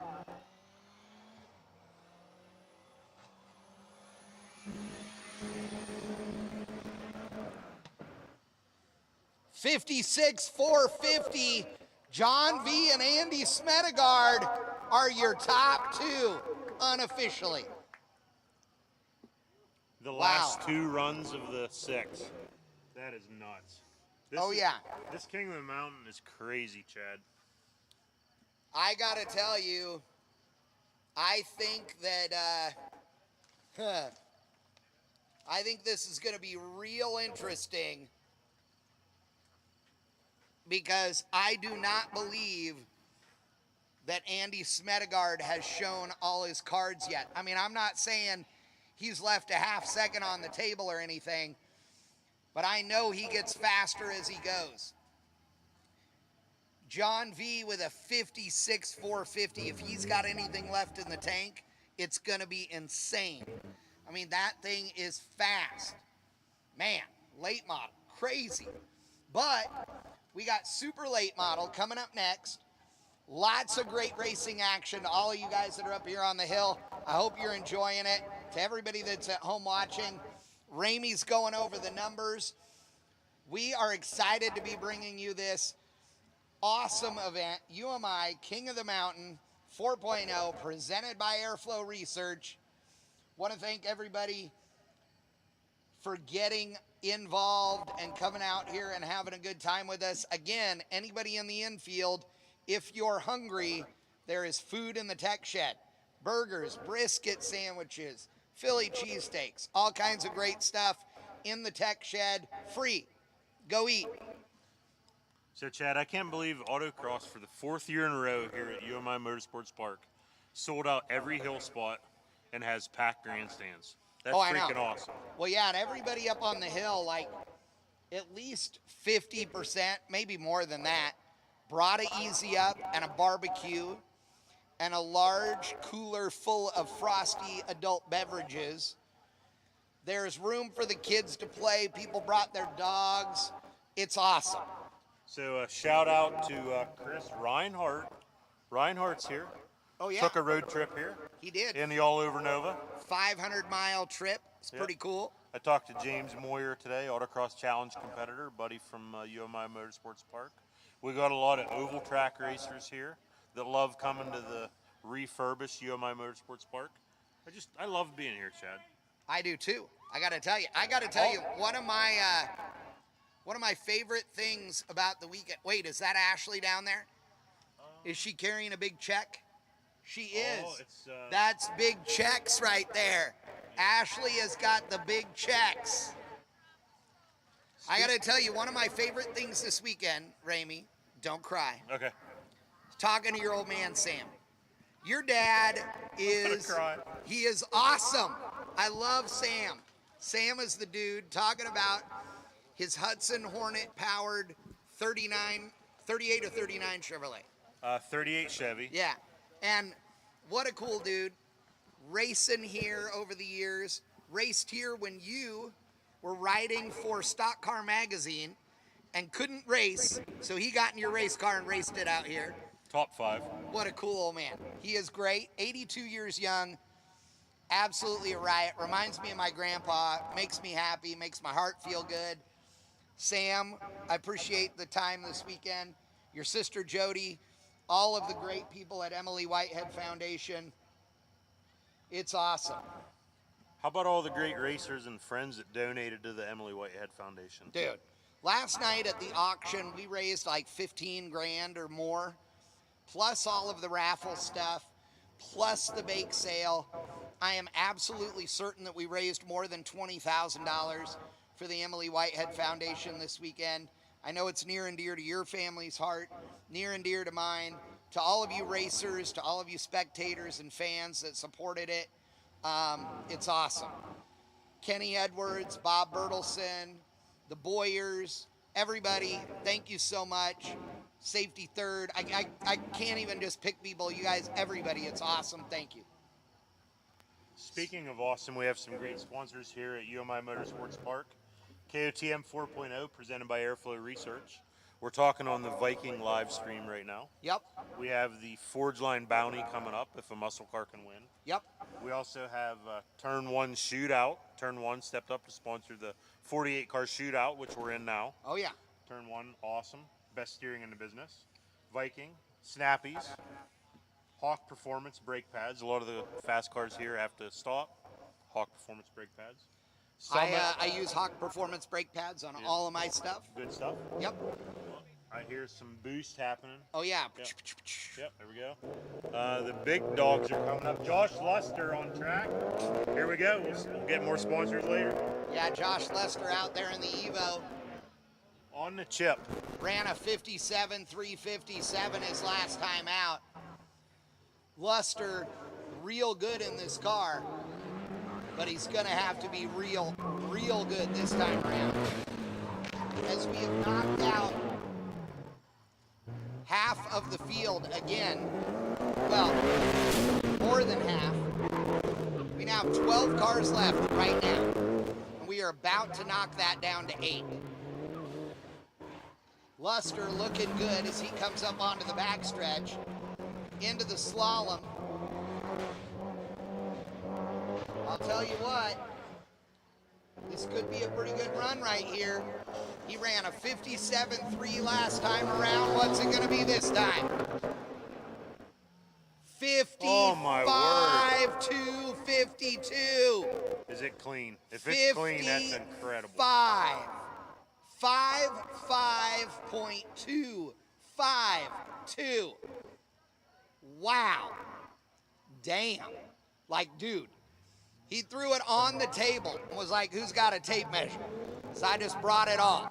So from Evo to V10 Viper, one of the Peachy brothers, Eric Peachy behind the wheel. Beautiful red Viper, nice and quiet, real precision. Mopar fans everywhere going wild. So if you're out there and you're Peachy, do you look up and watch the timer? Do you want to know before you leave the starting line? I got to tell you, I do. I wouldn't want to see Luster's time, that's for sure. I would. I'm the guy, I want to know, where's my mark? What do I got to do? Right?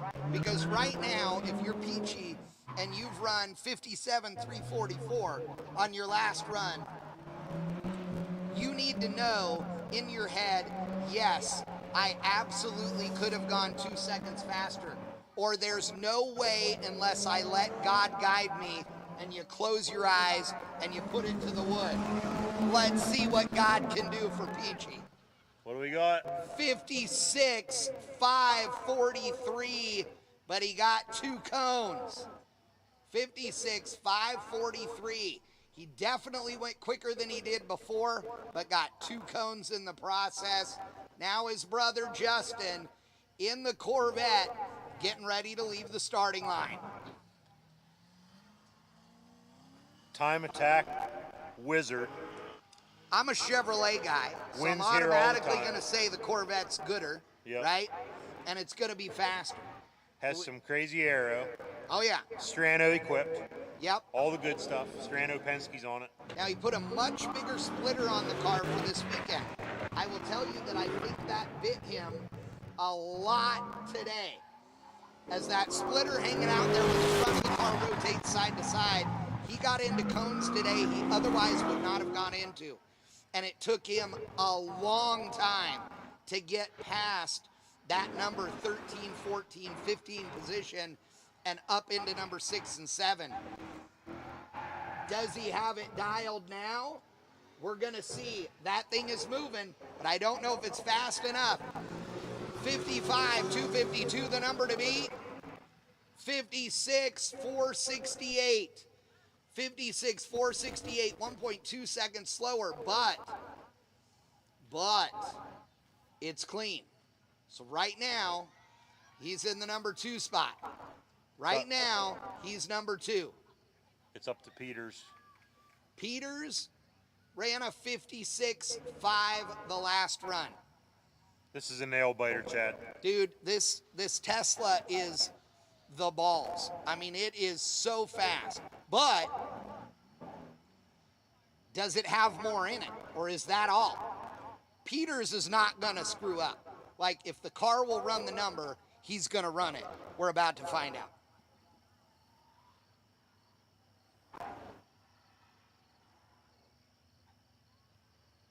You can hear all the ABS and all the traction control because there's no engine noise. Oh, that was close. The car is flying. Absolutely flying in the Tesla.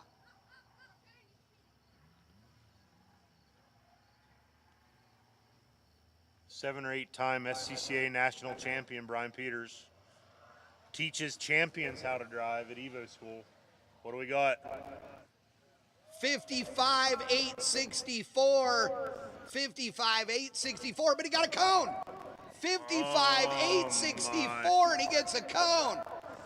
Right now, it is Josh Luster and Justin Peachy.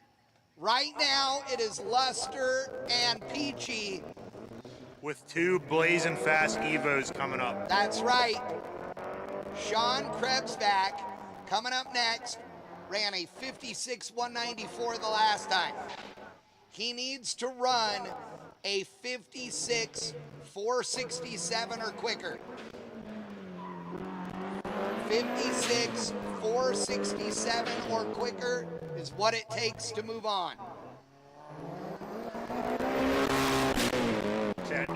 format is incredible. This Formula One style knockout qualifying. It is, the pressure is on. It is way more exciting. Krebs ball down the backstretch, all the boost in the Evo.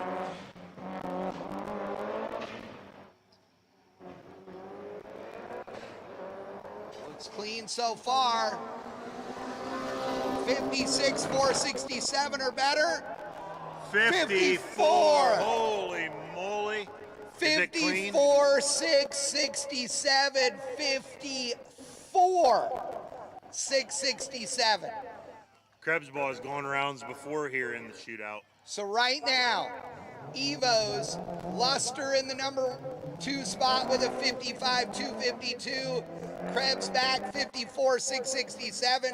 And Brandon Randbeck on the track. Randbeck needs to run a 55, 251 or better to move on. He knows he can do it. Let's watch the machine. He's an animal in the car. Randbeck looking good around the hairpin. Heads toward corner on corner. On the throttle, a little wide, a little bit of a bobble there. Looking good. The car moving fast. Up the hill, around the corner, onto the backstretch. The slalom is going to be key. You can hear all 4 tires clawing for power. He needs to run a 55, 251 or better. Again, 55, 251. Can he do it? No! 55, 456. Brandon Randbeck not able to do it. Krebs back, and Josh Luster moving on in super late. Wow. Wow. We'll wait for the official word, Chad, and then I'm going to say wow. Krebs back is a sandbagger. Wow. Dude, my hat is off to you figuratively and literally, my friend. Oh my God. Dude, that is nuts. That was the drive. Oh. That was the drive of his career. It there. was. And I got to tell you, Randbeck is my dude. I wanted him in there. I am so disappointed, but still a 55, 456. Insane. This is the class of the field right here. And absolutely nuts. A bunch of the runs from the other classes wouldn't even have qualified for the top 12 in this class. Super late is the quickest class in the group. Wow. Brandon Randbeck ran a great run right there, just not quite enough. Oh, dude. Yep, Cammy sent the official word. Josh Luster and Krebs ball moving on. Wow. All right, folks, we now only have 8. We have 2 in each class. They are now going to run head-to-head, and only one of them is going to win. The quickest guy moves on. Then those 4 are going to be laddered up. Yep, so we'll do a quick explanation there. Yeah, give an explanation on the ladder there, Ramey. Yep, so first we're going to talk about airflow research. Yep. And then Bob Bertels and A-plus powder coaters. Right. Bear Brakes. Awesome. BF Goodrich tires. Love them. Illumicraft Dan Baker. Dude, Dan Baker is the man, and he makes some killer trophies, and he's just a heck of a nice guy. Bowler Transmissions. Gotta love him. Forge Line, Dave and Sherry in the house. Come on, nobody knows bourbon or wheels better than they do. Hawk Performance brake pads. Again, love it. Totally different Hawks Motorsports. Yes. Bruce Hawkins. Yep. Hawks Motorsports and third gens. They are Lightning good to Electric go. powers us up here at UMI Motorsports Park. Yeah, even despite the fact that we do everything to ruin it. We do. Yeah. Operational Speed Supply. Josh Jones and Brian Pico are here racing all weekend. They gave away the Young Gun Award or the Rookie Rookie of the Year Award, whatever First you want to time call for it. that. It was awesome. Had a great time with that. Cool award. They also built several things and donated them for They the did. charity auction. We raised thousands of dollars thanks to them. Pace Performance, Matt Fortin couldn't be with us tonight, but a lot of good crate engines from them. Oh yeah, General Motors, Great Motors, they are your dudes. ProTouring.com, Larry Callahan. Shout out to Larry who Oh, might yeah. be watching. They are these good The people. OG of the Pro Touring forum type Oh stuff. yeah. PSI conversion. We got a number of cars here wired by PSI. Yep. We have quartermaster clutches. Yep. You Get want a wee little bitty lightweight clutch? There high you go. revving clutch action quartermaster. Yep. Ron Francis wiring. Scott Bauer is usually racing with us, but moving his son into college. I know. So he's watching on live stream. Which is Thank cool. you. Scott Yep. Bowers, Ron Francis wiring. Shed World Yep. provides all the go-karts actually that Ryan runs the wheels off of. Right. Snappies. Get some waffle sandwiches or some gas on the way home. Or beer. Or beer. I love the fact that when we did our Snappies giveaway, everybody said, "Okay, do I have to buy gas I with think my David $50 gift Pereira card?" bought beers. Yeah, he bought beer. I love it. Strano Performance Parts, Sam Strano. Yep, we've been one talking of our, about him already. Long-time sponsors. Yep. Summit Racing, the Leasinger family's here representing Summit. Summit's one of our premier sponsors. Yep. Awesome company. Tick Performance, Eli Walton. Yep. Usually races with us, just brought the tent this time. Tick Performance builds engines and transmissions. Yeah, Eli's a Great. fun guy too. Awesome dude. Turn 1 is here. We're in the Turn 1 shootout. Viking Performance and Visit Clearfield County. What do we got? Oh, We got early model about to start. We are going to okay. go. So It is, 15,000 to win, 5,000 for second, yep, 2,000 for third, 1,000 for fourth, right. and then $500 each, 5 through 8. So Everyone that's racing now is guaranteed $500. right. So the loser here Gets $500. gets 500. The winner gets to be the class champion. Right. Summit and early. gets a minimum of $1,000. Yep. Summit early. Yep. Speedway Motors mid model. Yep. Operational Speed Supply late model. And Track Spec Motorsports, the louvers and vents that most of these race was winning gonna cars say, are on. everybody's got they're it. sponsoring the super late division. Yep. Very cool. Okay. Okay, Who's getting up excited. first? I haven't heard yet, but this is crazy. Crazy, crazy, crazy. I don't know if it's no.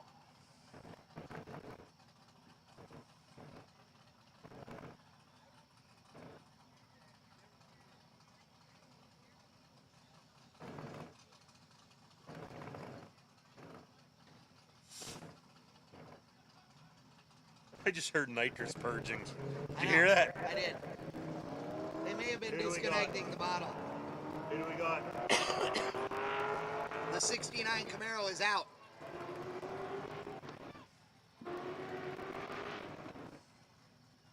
Did he hit a cone? No. No, I mean, he's Oh, the out first on- one out on the gate. So Adam Schoonmaker on track. Yep, Schoonmaker out there looking good as he goes through the middle. It's Schoonmaker and Josh Leisinger. Schoonmaker, first trip here, making the most of it, going round after round, guaranteed $500 for autocross under the lights in front of a packed house at UMI Motorsports Park. And honestly, the Leisingers they run cars that are usually very controversial to be out at events. But here at King of the Mountain, there's no rules except that it's got to weigh 2,900 pounds and have a 200 treadwear tire. So they don't have to worry about any of that. Okay, what do we got for Schoonmaker? I don't have time on him yet. 58,654. 58,654.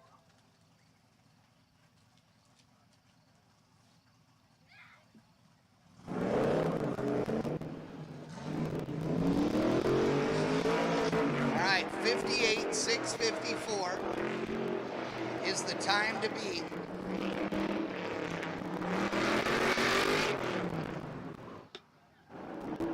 Leisinger out there in the middle.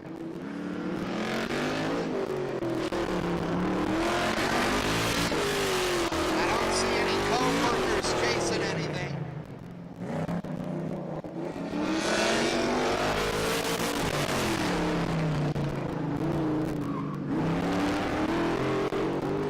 The headlights are so bright on this thing, it's hard to see.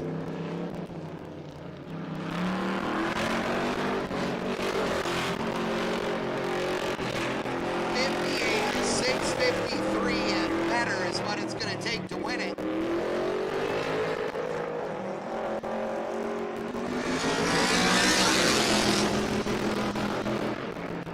Not going to do it. 59,054. Schoonmaker making it happen in the 69 Camaro. Wow. Wow. Okay. That is a surprise to me, I gotta tell you. I think the drinking game needs to be if we say wow. Yeah, oh yeah, if you drink every time I say wow, This you're is loaded nuts. already. Dude, that was awesome. What a close one. 58-6 to a 59-0. Leisinger threw down a real lap right there, but not enough. Schoonmaker winning the deal.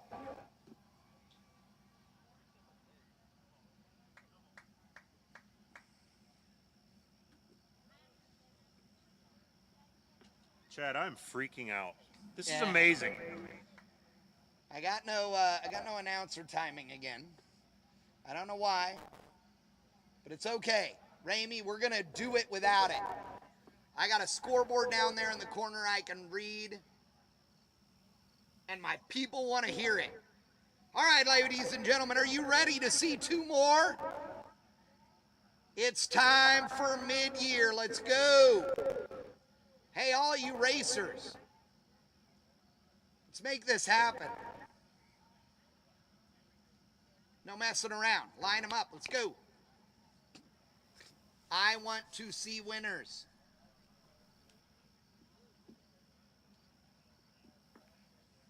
That won't reset.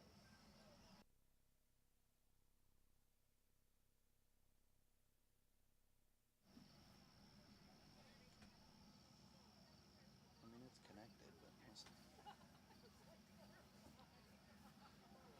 Chad, how are you feeling if you're in the Schoonmaker pit right now? Dude, like $1 million jillion. You know you're taking home at least $1,000. So hell yeah, I'm all excited. I'm like, bring them all on. I just knocked out a Leisinger. So Seriously, you got to feel like you're on top of the world. So you know who needs a shout out right now? Who? Jinx Jordan. Do you know Jinx? I do not. I mean, I know the name, but I don't know him. Awesome autocrosser. One of the there we go. one of the Schoon's buddies. So here's the thing. Did Schoonmaker have a cone? Or is that from prior? I don't know. Wait a second. I'm waiting to hear from Cammy. Yeah, we don't know. Again, we didn't have official scoring up here. So if Schoonmaker had a cone, then that means Leisinger is in. I don't know. I don't know. We're talking crap up here. Yeah, we are way too far away to know the details if my scoreboard doesn't show up on the computer. So, I don't know. We're waiting to hear from timing and scoring. Radio them. I'm gonna call Cammy. Yeah, call her on the radio. Breaker for Cammy. Did Schoonmaker have a cone?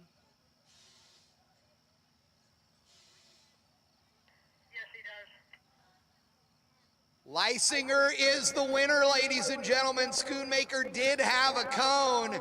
Leisinger is the champion in early model. Summit Racing early model. Look at this. Up and down and all around. The drama, the emotion. Why are we drinking water? I don't know. I would like an alcoholic beverage. I'm not going to lie. Hit me with one of them cough drops. Those are not alcoholic beverages. We'll try this anyway. Yeah, it might help though. All right. We have James Bisher in the 71 Camaro and Chris Wheatcraft in the Leaf Spring equipped 73 Camaro. Both of them UMI equipped. Both of them fast. Both of them ready to win. All right, Bisher out on the racetrack.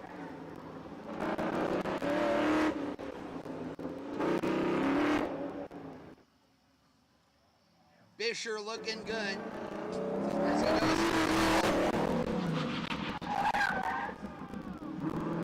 That didn't sound good. It did not, but I don't see a cone down. I think it's clean. He laid it in there like his life depended on it, but I don't think he hit anything. Wonder if Leisinger saw that cone. That's why you're in that time. Maybe. I don't know. I know Bisher has a hammer down. Oh, yeah. Whoa! All the way down to the grass. That was a code brown there. Dude, that was 60.468, showing a cone. Showing a cone. 60.468. Come on, Wheatcraft. Not allowed to show favorites in the announcer booth, but Yes, I am. he's UMI Wheatcraft, equipped, come so on. let her rip. I want Wheatcraft on a Leaf Spring 73 Camaro to go all the way. I said it.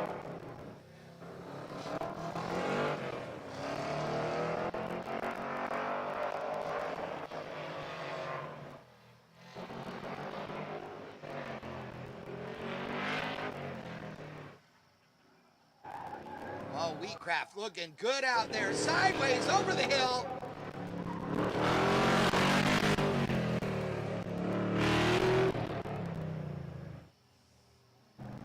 Looking good around the hairpin.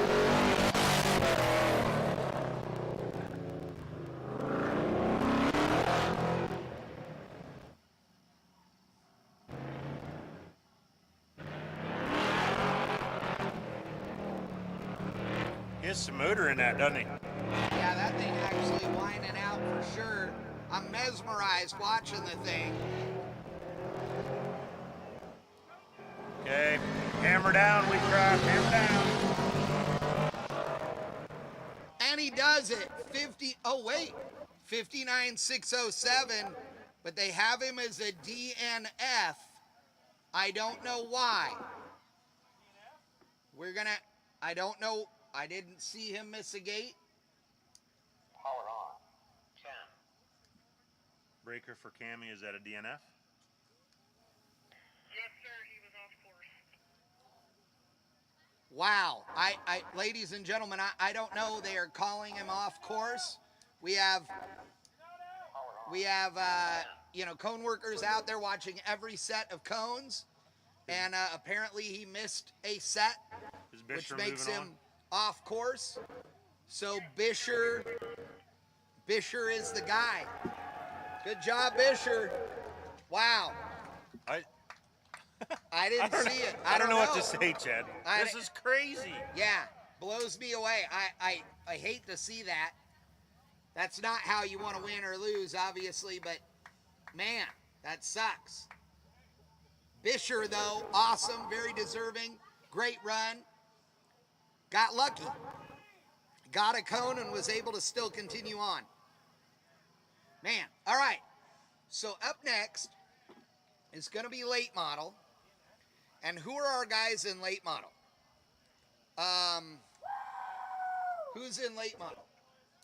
Look on our sheets on your phone that they texted to you. I can't do anything, Chad. I know, you could do it. All right, so late model was right there, yeah. Vidum Voss and Smedegard. Oh, there you go. John V and Smedegard. So John V and Smedegard, which was our drama-filled run last time. Two of the quickest cars on the property. John V, half a second approximate faster than Smedegard. Yep. Never know how many stages of nitrous Smedegard had, though. Well, we heard Smedegard down there with the nitrous bottle. Maybe putting a fresh bottle in it. I hope so. At least warming it up. It needs to be 97 degrees. 94 to 97. Smedegard probably down there smiling. It's what he does. That's because he's planning to take you out. I know. It's evil grin is what it is. I want to see him run a number. And John V showing up again. Going deep, just like last year.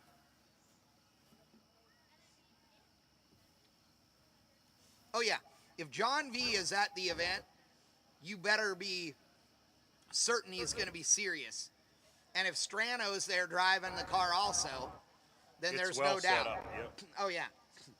And the other deal is, when the two of them are driving the same car, they're taking up 2 spots, right? So, man, that's a tag team, if you will, that you really got to watch out for. And John V with the advantage, he gets to run second. Smedegaard pulling up, trying to get a little heat in the brakes.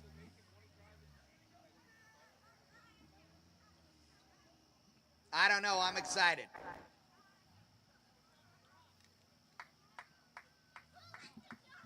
Out of Plover, Wisconsin, Andy Smedegaard in the S2000 powered S2000. Factory, these things rev to like 11 grand. Andy's all in with all the spray. I hope that he made the progressive a little bit more aggressive this run, because I think the car is good. I think it's ready. It's a dry night. We don't have any fog. It's kind of a rarity here for a King of the Mountain. We might see the crankshaft on the front stretch. Hey, as long as it's after the finish line, we don't care, and neither does he. 15 grand will buy a new one. All right, ladies and gentlemen, let's hear it for Andy Smedegaard on the starting line. Smedegaard ready to rock and roll. Gets the green.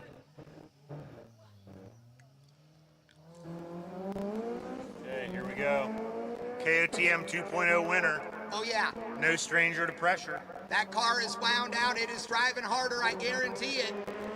Smedegaard, last time, ran a big number, but John V came out right afterwards and just clipped him by about a half a second. Smedegaard driving aggressive. The car accelerating hard. Oh, great run through hot dog corner. Wow, corn dog corner right there. Unbelievable. Right through it like a mogul skier going through that thing. On the back stretch. Oh, the car looking good. This thing is wound out. 56.076.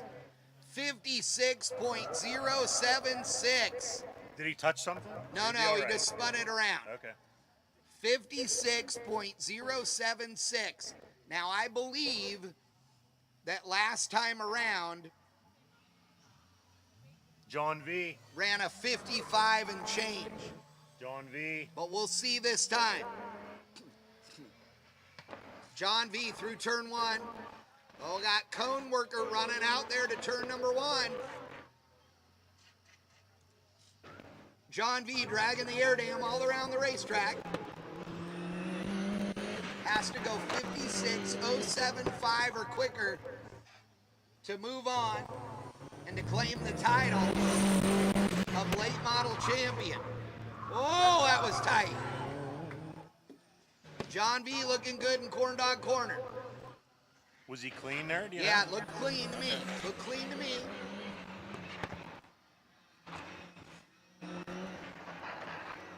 He's dragging something. Hope Yeah, it's not a the air cone. dam is just dragging on the car worse and worse all the time.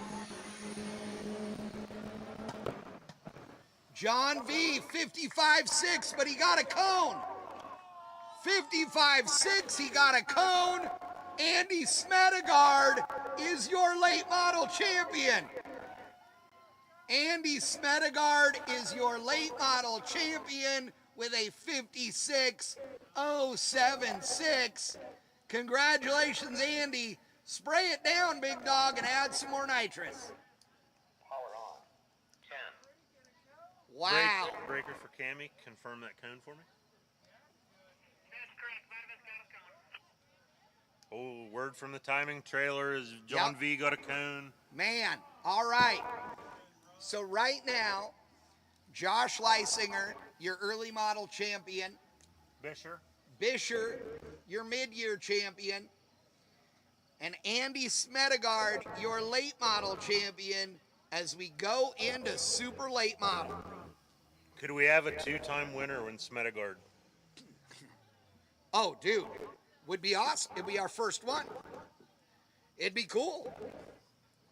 He's a driving machine. He is. I mean, honestly, whoever wins it deserves it. I mean, it's racing, and everybody's doing it. So who are our guys that are left in super late model? My brain isn't even working. Krebsball and Luster. That's right, Luster. Krebsbaugh threw down like an insane number. What were their runs the last time? 12 seconds or something. I know. Yeah, they like blinked and they were done.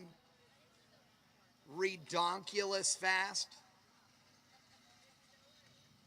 Krebsball, P1 ran a 54.6. Yeah, 54.6. And Luster 55.2. Okay. Wow. Okay. Both of them in Evos. That means the 4-cylinder, turbocharged, all-wheel drive sedan beat every sports car they got. Which means to win the Forge Line money, it's going to have to be Josh Leisinger or James Bashir. Early or mid are going to have to be the ones to take it if they're going to win the Forge Line bounty. Man.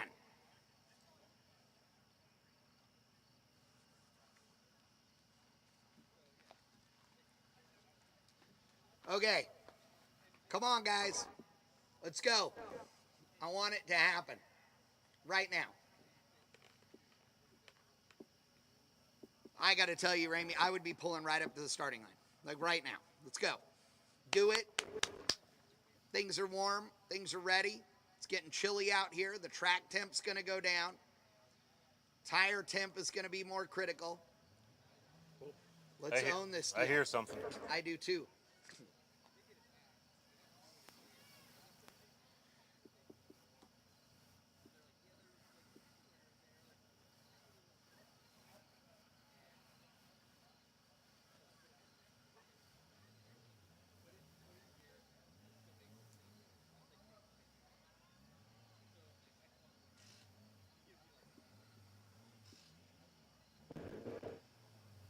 So based on run order, I'm thinking this is probably Luster coming up. We'll see what our computer tells us. Yep, Luster is staged, followed by Krebsball. We'll see who's the super late champion here in a minute.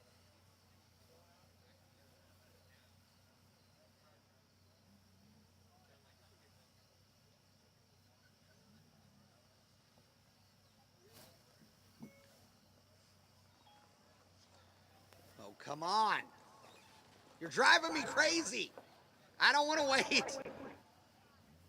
Okay, here we go.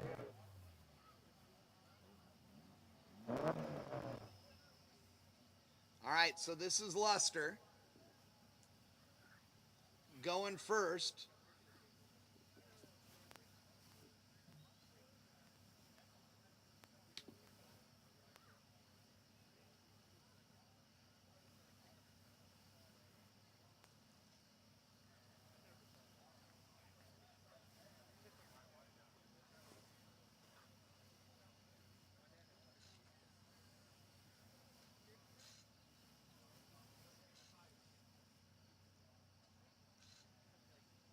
All right, ladies and gentlemen, here we go. Our final class final. Before we get into our top 4 champion shootout that'll crown a king of the mountain. Josh Luster in the 06 Mitsubishi Evo.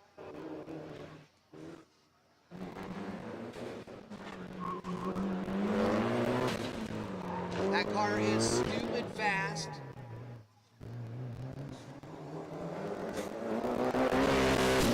And honestly, it's the thing we thought nobody else could beat. Till Krebsback ran earlier as well. So these two cars are going to be nuts if they're clean. Lots of air dam dragging.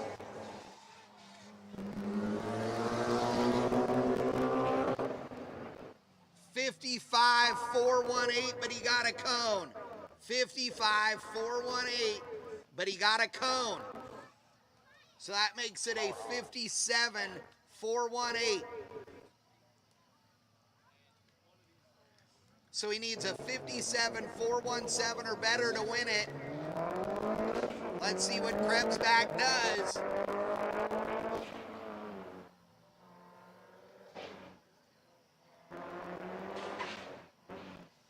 All I want to do is watch Ramey. And listen to all the pretty turbo noises.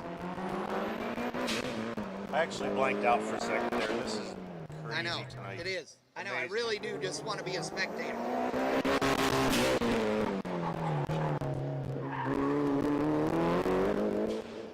Looks clean. Through Corn Dog Corner. Krebsback. He's got to run a 57,417 or quicker to be your champion and super late model.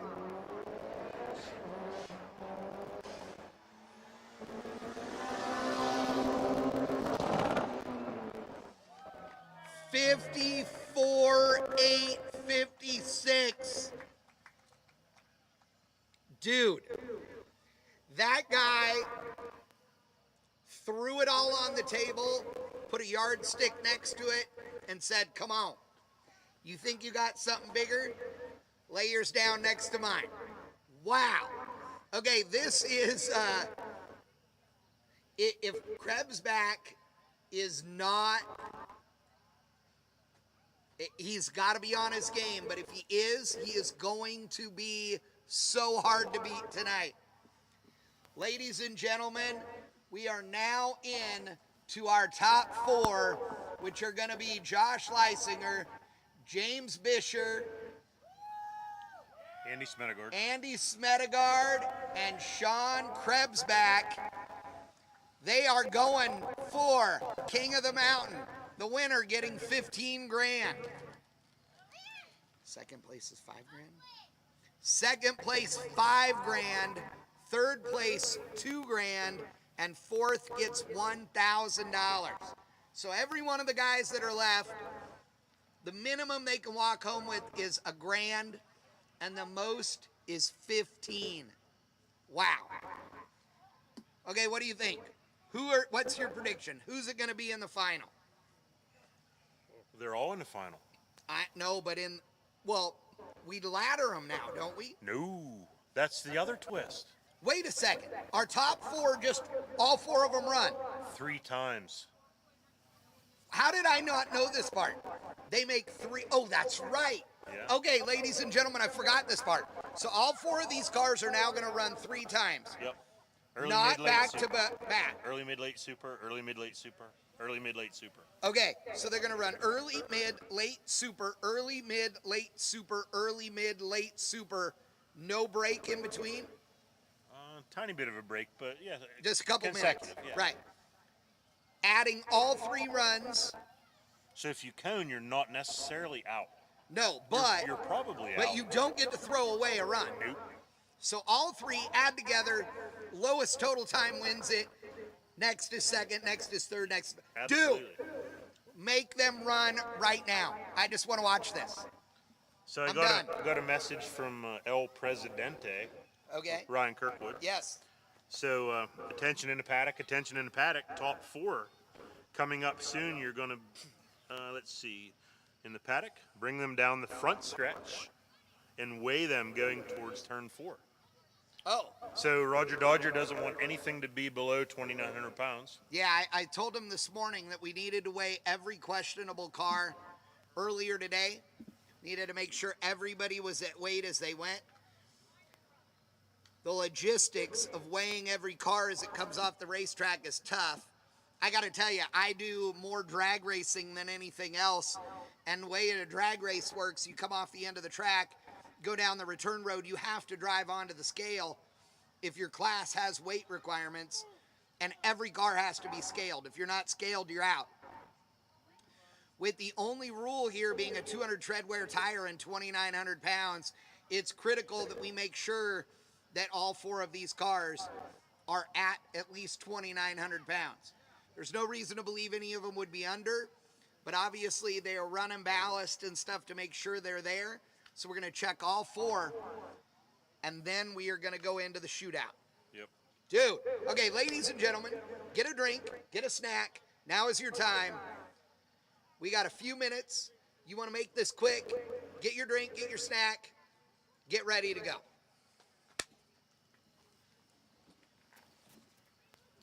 So how about a shout out to the production trailer? Dude, our guys are doing great. I have to stand up. I can't sit that long anymore. I'm tired of the sitting. When you get I old, want to be all, when you get old, you'll be able to sit like me. So also, another shout out up in the press box, we have our favorite oval track announcer in the area, Tim Winters. Oh, Winters is here. Nice. Yep. He brings awesome baked goods to the Emily Whitehead Foundation bake sale. He does. He is like a championship cookie maker. He is. Yeah. And he's helping with the sound up yonder. Oh, nice. So big shout out to Tim Winters. Love you, Tim Winters. Thank you. And let's see, we got Lee Singer coming down. He's going to go across the scales. I heard from crew chief dad Dave earlier. They added about plus 50, plus 60 on this, just so they're safe. So should be about 29.50 when he goes across. Gotcha. Okay, I'll be back. I've waited too long.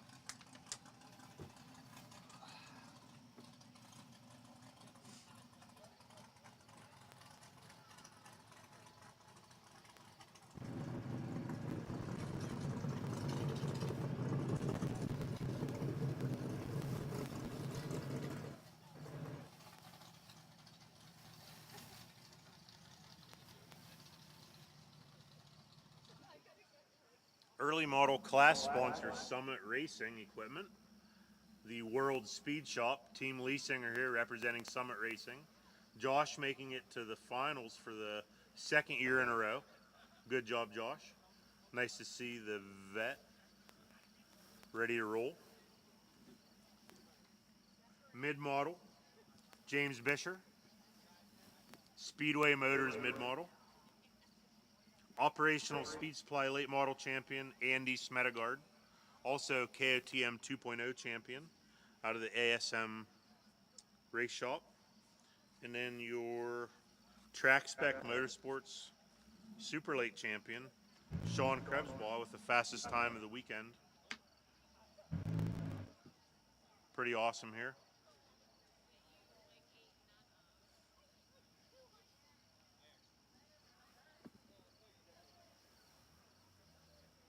Like to thank everyone for coming out, watching UMI's King of the Mountain 4.0 from the hill, from the stands, from your camper. Awesome, appreciate it. Thanks for watching the Viking Performance live stream, sponsored by Viking Performance. We heard a lot of people are partying in the Brackman Chevrolet VIP area. Brackman sponsoring the VIP area for the 2nd time.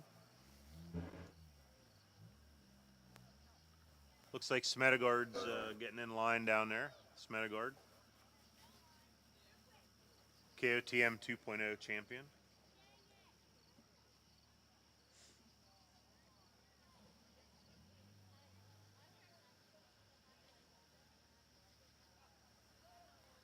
Krebsbaugh on the Track Spec Motorsports Super Late champion.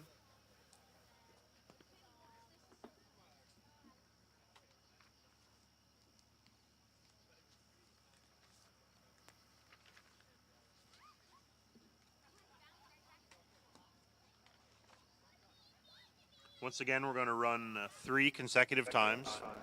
Early, mid, late, super, and repeat. Cone is 2 seconds. DNF adds, well, doesn't add, it equals 100 seconds. So actually, if you DNF, go off course, spin out, something like that, DNF, you get a 100-second time. So that essentially puts you out unless 2 people do that. Then your times matter. So that's pretty cool.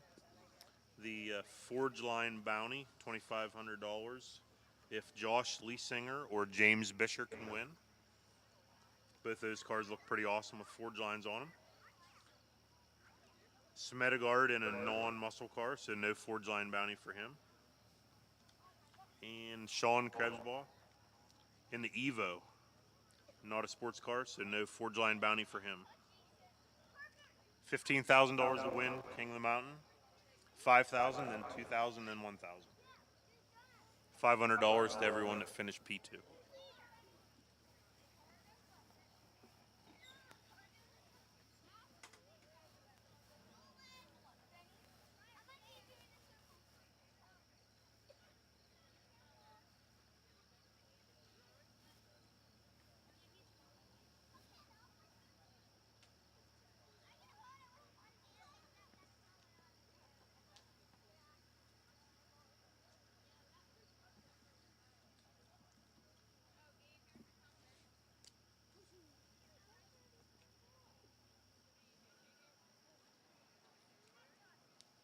This feels like the calm before the storm.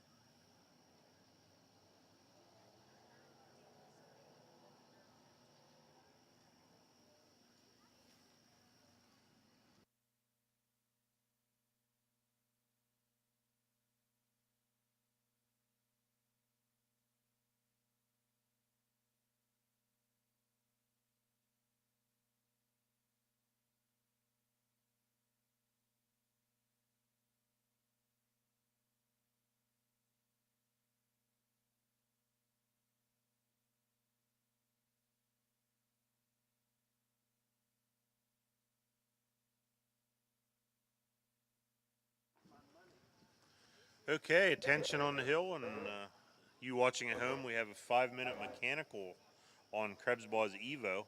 Not sure what happened to it, but they're making a little adjustment that's allowed for in the rules. So they get 5 minutes, they start the clock, and once the 5 minutes is up, then you're done fixing it.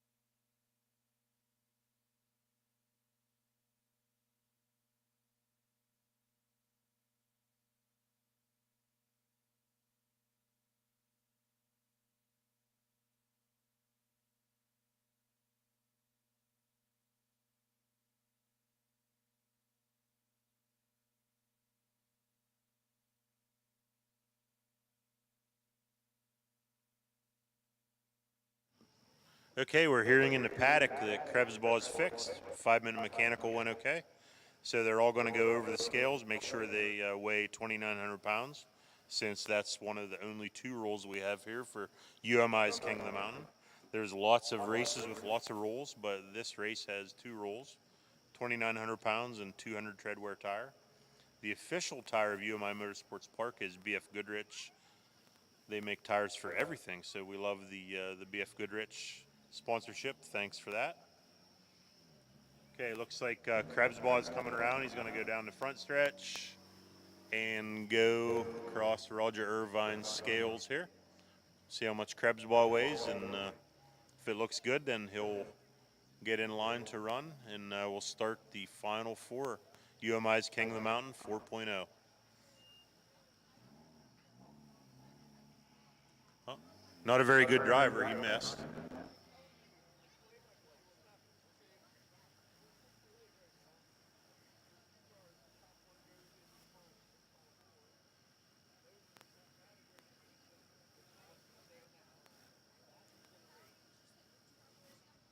Okay, this is 3 runs. 3 runs. We're going to add them up, and the best time wins. 3 runs. 2-second cone penalty, 100 seconds for a DNF. So if you DNF, you're not necessarily out, but you're probably out.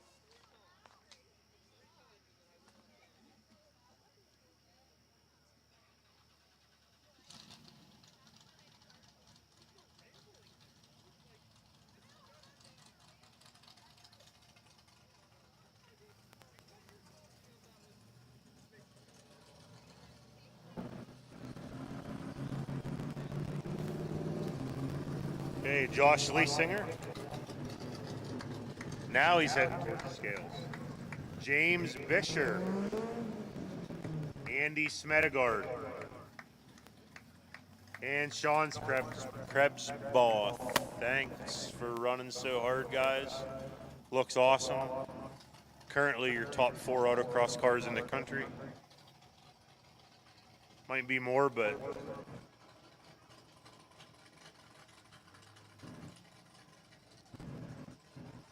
okay, we heard earlier that Leesinger was at 2950, 2960-ish, so he should make it through pretty good. We're watching the weigh-in on the Viking Performance live stream here at the Turn 1 Shootout. King of the Mountain 4.0, presented by Airflow Research Cylinder Heads. That looked quick, so he must have been plus 50, just like we thought. Roger Irvine clearing Josh Leesinger off the scales. They're going to adjust the wheelbase a little bit for James Bisher here. Nice oval track scales from back in the day. Well, brand new scales. Nice pit in front of the tech shed. I went across there many a time, Chad. I used to weigh in there all the time. I gotta tell you, I think we could have built a set of scales faster than these guys are weighing, though. Well, Krebsbaugh had Krebsbaugh had a, so I don't know, but Krebsbaugh had a mechanical, so they, yeah, I know, they should have been weighing. Yeah, right. Right. You can weigh him while he's broke, it don't matter. I heard Smedegard started up, but then everybody else sat around. Well, We'll see. Andy's fast, so. Oh, I know. So Bisher, he'll probably make, well, that car's pretty light, though, I heard. Yeah, but I don't think it's that light. Oh, he's off, so Roger Irvine clears James Bisher. A second-gen Camaro that weighs under 3,000 pounds requires a lot of work. It would. Yeah. So 2 out of 4. So Smedegard goes on. Got a text earlier that Smedegard added 100 shot. So I don't know when exactly that was, but Right. who knows? He might have 500 shot on it right now. I love it. Yeah, so like format of these cars, just construction-wise, right? So Leisinger's Corvette, tube chassis car with an aftermarket Corvette body on it. Bisher's Camaro, steel roof and quarters, probably has some carbon parts on it. May have steel doors or not sure.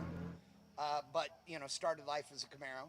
Andy Smedegard's S2000, still an S2000, obviously some, some body mods and that kind of thing obviously done, and a lot of, power changes and drivetrain and suspension, etc., but still, an S2000. Lightweight car, so that's a car you're definitely going to have to watch for.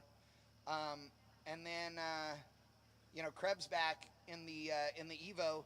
Those things typically are an over 3,000 pound car, but you can lighten them up for sure and make them real light. Clearly, no problem. Rolled it up. Look at the scale. It's clearly not even close. Yep. I am pretty certain that the only car of the 4 of those that really had to be sure they did some weighing would have been Leisinger's Corvette. But we'll see. We got our 4 now. And we're going to run early, mid, late, super late. They are lined up and ready to make the right-hander to the starting line.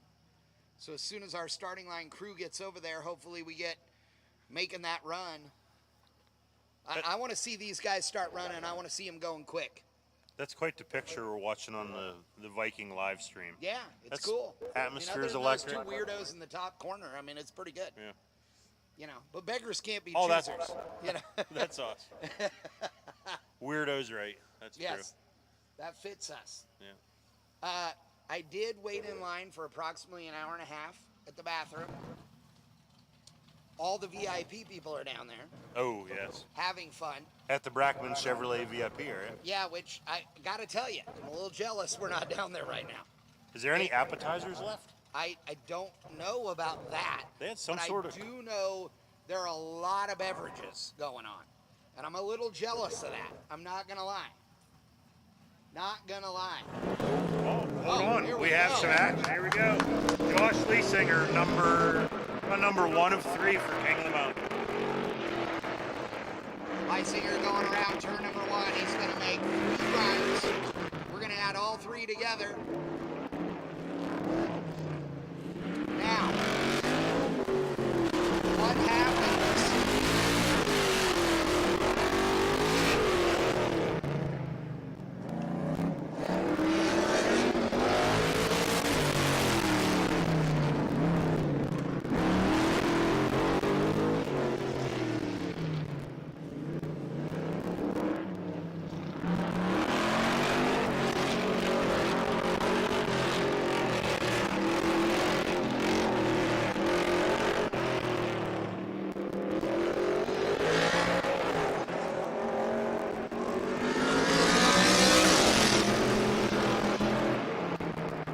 Leisinger with a 57.774. 57.774. Now Ramey Any penalty on that, or are we looking clean? looks clean. Okay. What Fisher. happens if one of them does a DNF? Ooh, when you're in a restroom, I told the people that. Oh, okay, good. You get a 100 seconds. Oh, okay, good. Yeah, so if there's only one DNF, you're screwed. Right. But if 2 guys DNF, then you both get 100 seconds. Oh, good. Okay, gotcha. Well, you still get 100 regardless. But Right. You know what I I mean. know what you said. Yeah. I'm picking up what you're putting down there, big dog. That's why we're teammates. I know. We, Okay, Bisher, around the hairpin, heading towards corner bubble. He looks good. Whoa, nice job. Nice Gets her, job. Big gets her speed. through there. Big speed through there. A little slow up over the hill, though. Man, come on. Bisher. Man, I think he's a little slow back there. Trying to be somewhere near the 57.774. I mean, ideally under it. I got a cone worker running on the back stretch. And there's a cone down on the back. Cone down on the back stretch. So 59.624 for Bisher. Plus so, a cone. So since I is an engineer, I'll add 2 seconds to that. Yeah, to make it a 61.624. 61.624. Okay, Smedegard.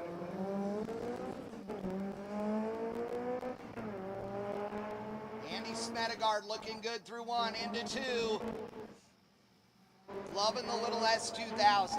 Not gonna lie. The fact that it's not LS powered is a little weird. But I love you anyway, Andy. KOTM 2.0 champion rounds a hairpin in the infield. Yeah. He won that deal for 10 grand and bought his wife a horse trailer. That is the truth. She said, yes, you can go race, but if you win, I need a new horse trailer. What?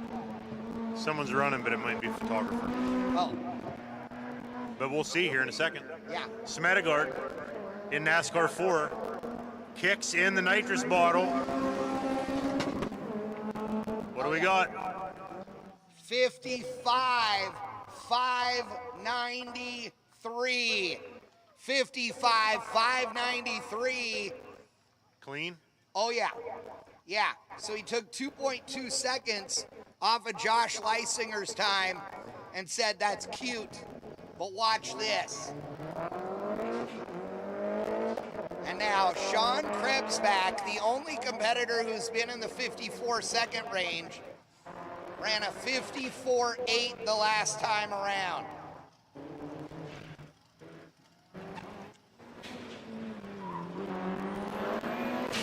No headlights Oh, I didn't notice that. on at all. He ain't care, does he? He apparently ain't care at all. But I thought he had headlights earlier.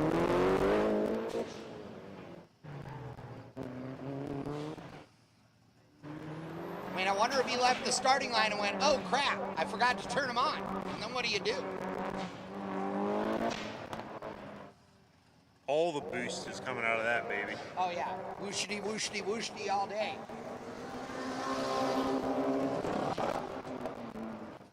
55-169. 55-169, and it's clean. All right, right now, number 1, Sean Krebsback. Number 2, Andy Smedegaard. Number 3, Josh Leisinger, and number 4, James Fisher. And they go right back into running. This I love. Josh Leisinger out on the racetrack behind the wheel of the 64 Corvette.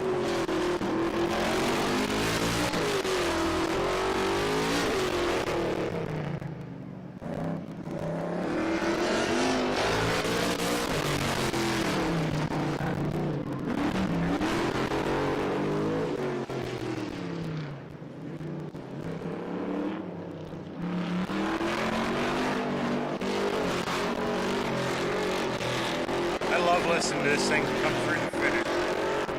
It is a good sounding hot rod.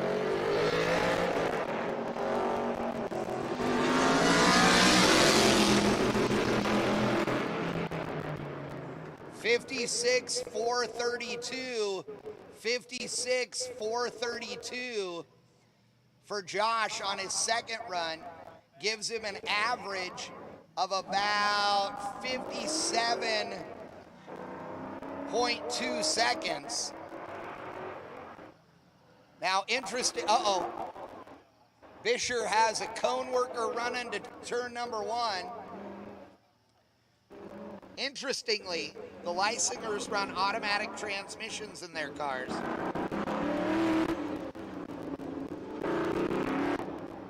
Which is rather unusual.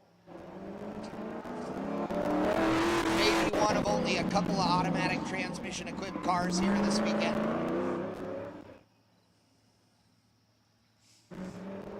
Bisher ran a 59.6 with 1 penalty, which makes it a 61.6.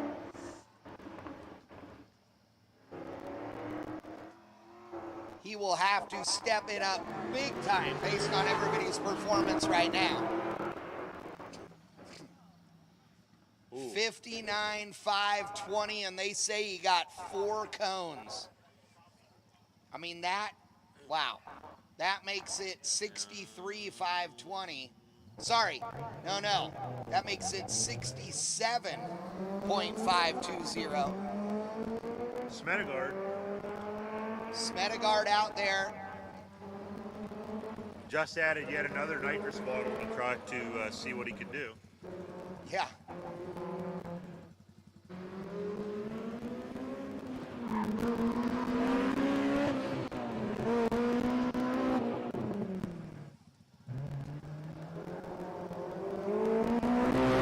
Navigates the hairpin perfectly as you would expect through Corn Dog Corner. Up over the rise, out on a NASCAR 2. Smedegaard ran a 55.593 the last time around. There's no quit in Smedegaard for sure. There is not. He's going to need to run a 54.5 in order to catch Krebsback. If Krebsback runs consistently where he's at, he runs a 55.424, a tenth of a second better, but he got a cone. 55.424 plus a cone makes it a 57.424 for Andy Smedegaard. Krebsback now coming out for run number 2.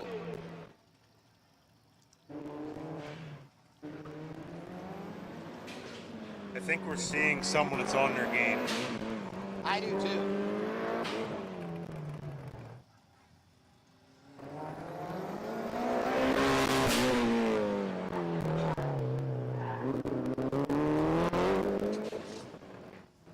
That $2,500 Forge line bounty looking less and less likely right now. Unless Krebsback has a problem. Which can happen. I know, and Leisinger steps it up. I mean, we just don't know at this point, but still. Krebsback with a 55.730. 55.730. Wow. Okay, Leisinger at the final run. There's no quit in Leisinger either. No, Josh has been 56.432 and 57.774.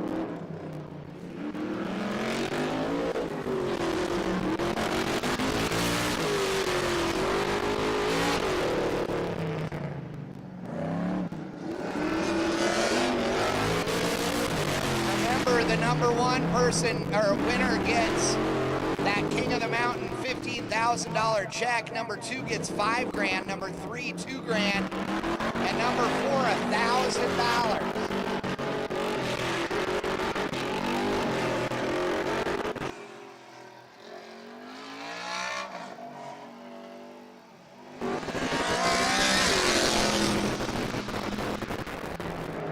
$56,075. Oh, Leisinger got a cone, 56,075 and added a cone. 58.075, final time for Leisinger. Yes. All right, Bisher. Thanks, AJ. On his final run, ran a 59.624 with a cone on his first one, and a 59.520 with 4 cones on his second run. If you're watching online, you see the final 4 listing. It says 59.624 plus 2.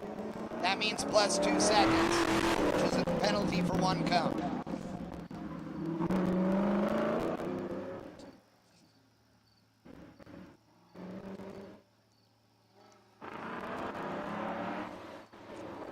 Nothing to be ashamed of for Bisher, though. Nice run down the backstretch. Heading into NASCAR 3. Hey, he's in the top 4 at King of the Mountain. Yep. Like, seriously, they had nothing to sneeze at all. Little slow on the shift. What do we got for Bisher here? Bisher runs a 59.744 with a cone, which makes a 61.744. And Andy Smedegard has been 55.5 and 55.4 plus a cone. He needs to lay one down right here, and Krebsback has got to have a problem.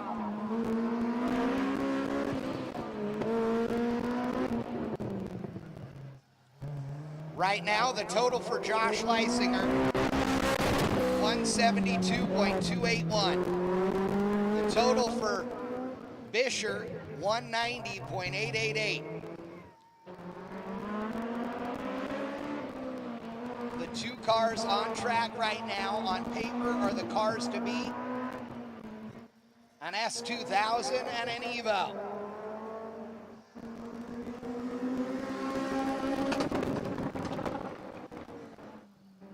Smedegard with a 56.116.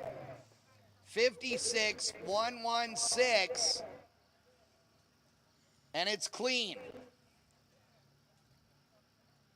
That is not Smedegard's quickest lap, but it's good. Krebsbaugh going for it. What a champion does. So right now, Andy Smedegard, 167.015, has got him leading the 3. If Krebsback can run a number like he's been doing, he'll take the win.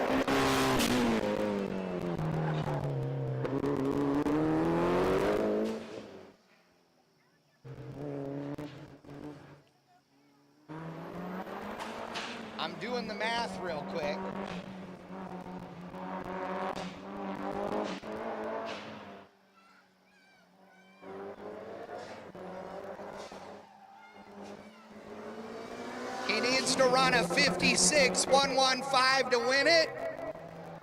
And he does a 55.877, and it's clean. Krebsback is your King of the Mountain champion unofficially.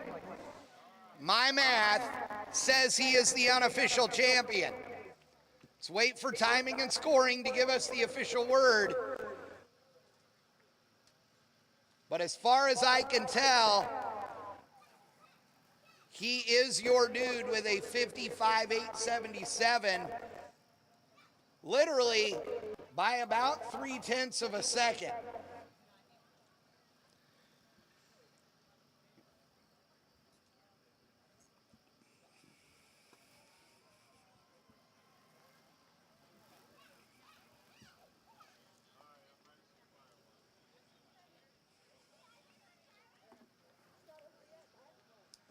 Power on.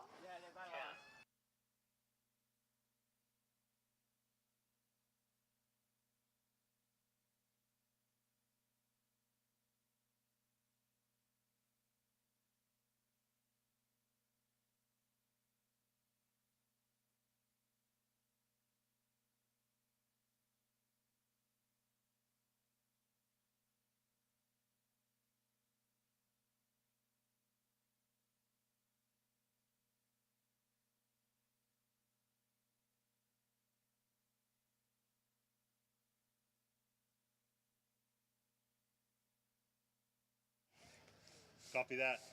All right, ladies and gentlemen, it is official by 0.239 seconds across all 3 runs. Again, just under a 1/4 of a second across the total. Krebsback is your King of the Mountain 4.0 champion, presented by AFR. Andy Smedegard, number 2, Josh Leisinger, number 3, and Bisher in number 4. Congratulations to your top 4 and King of the Mountain.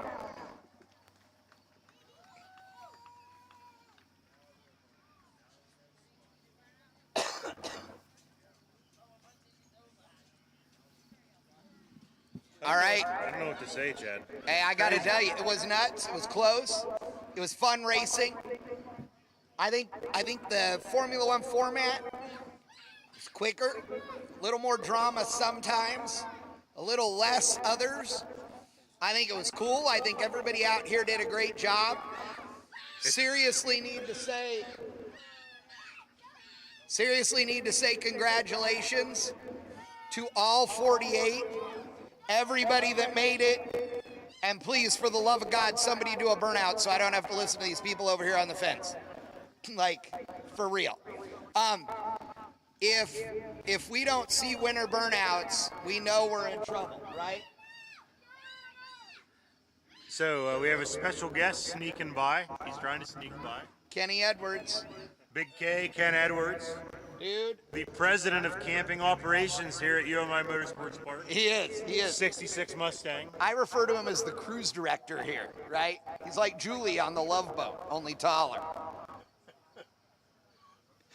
Only people our age will even know what that means, right? There's a bunch of 30-somethings that are like, what's the Love Boat? You don't know what Isaac the bartender is? Go home. I would die to have Isaac the bartender, by the way, at home. Anyway. Chad, you know what's crazy? What? Last year it was 1:30 a.m. when we were done. I know. This year, 10:30. Yeah. The show was perfect. It was great. The racing was awesome. Yep.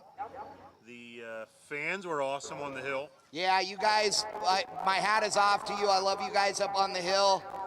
Thank you so much for coming out here and being a part of this. It means the world to us. Again, congratulations to Sean and Andy and James and Josh. What a great job. Dude, what a great weekend. This turn 1 48 car shootout was pretty incredible. It was. It was awesome. We're going to get to see the winner's circle presentation if you're on the live feed. Everybody else, man, come on down, take a look. You want to come visit, now's your time. And dude, enjoy your night. I mean, we're done. We've done it. So We showed it all. It's time to party and celebrate with the winner. can an all-wheel drive Evo do a burnout? Or Oh do they, yeah. do they just Well, get they do donut. No, they do spinny donut burnouts. Yeah. Well, and it depends. Some of these guys, I mean, I doubt they do. I'll But there check are out Evos with a disconnect. Check out the Viking live feed. Oh, Krebs yeah. Ball with the UMI Motorsports Park checkered flag. Yep. Getting ready to take his victory lap. Yep. Coming down through pit lane right here. Nice seeing you, Kenny. Thank you for everything.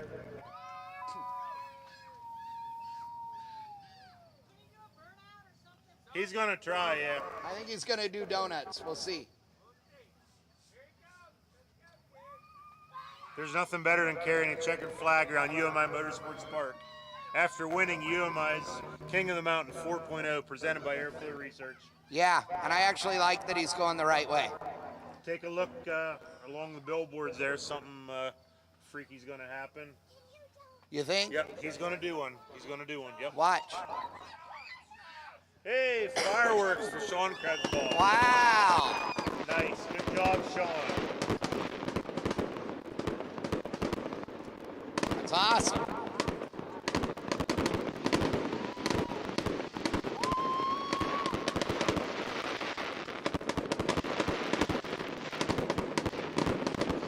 Fireworks above turn 1 and 2 at UMI Motorsports Park.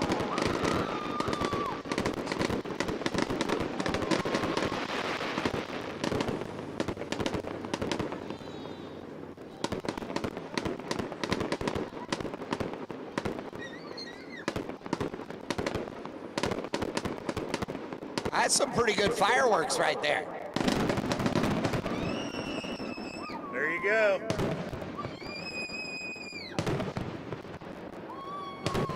Holy mackerel. Dude, Chad, we have the show going. I'm telling you, Ryan paid for the big fireworks. Yeah.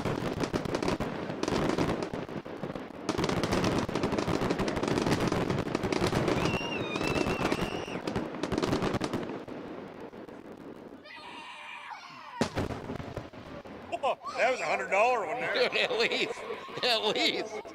Ladies and gentlemen, your King of the Mountain 4.0 champion, James Craig's back in the house. Ladies, thank you very much for coming out. Boys and girls, children of all ages, I hope you had a great time. We sure did. We cannot wait to see you again. Thanks for supporting our racetracks. Thanks for supporting the events. UMI, your hometown track, your hometown suspension specialists. It means the world to us. Thank you so much. Check it out. Krebs Boggy's getting out. Uh-oh. I think something's going to happen, Chad. Who was that got in it? Did he get out and back in? I think he was getting ready to go do something. Oh, okay. You know what? Yeah, okay, good. Yeah. I want donuts with smoke.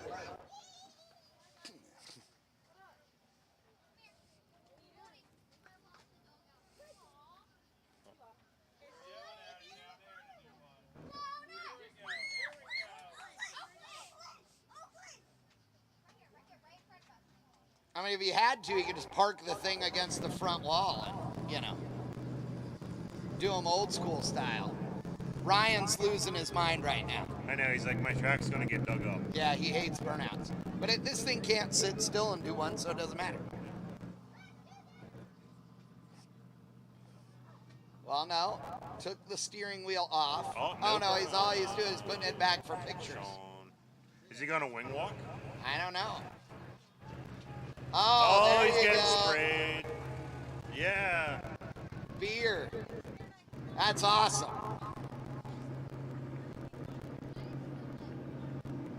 Oh, and Swenson's involved. 1.0 champion, 4.0 champion. Big hug for Sean Krebsbaugh. Arnie Gonzalez.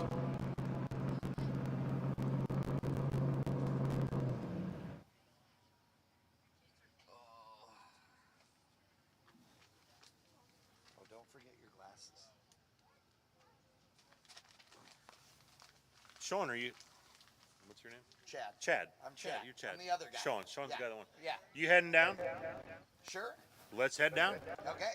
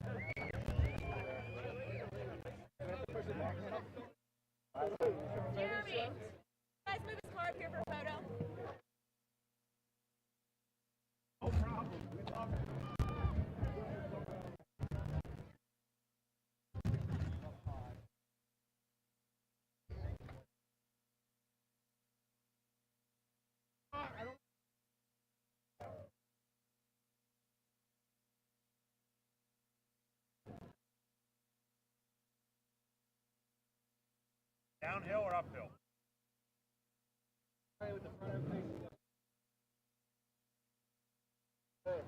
Help push? Anybody push?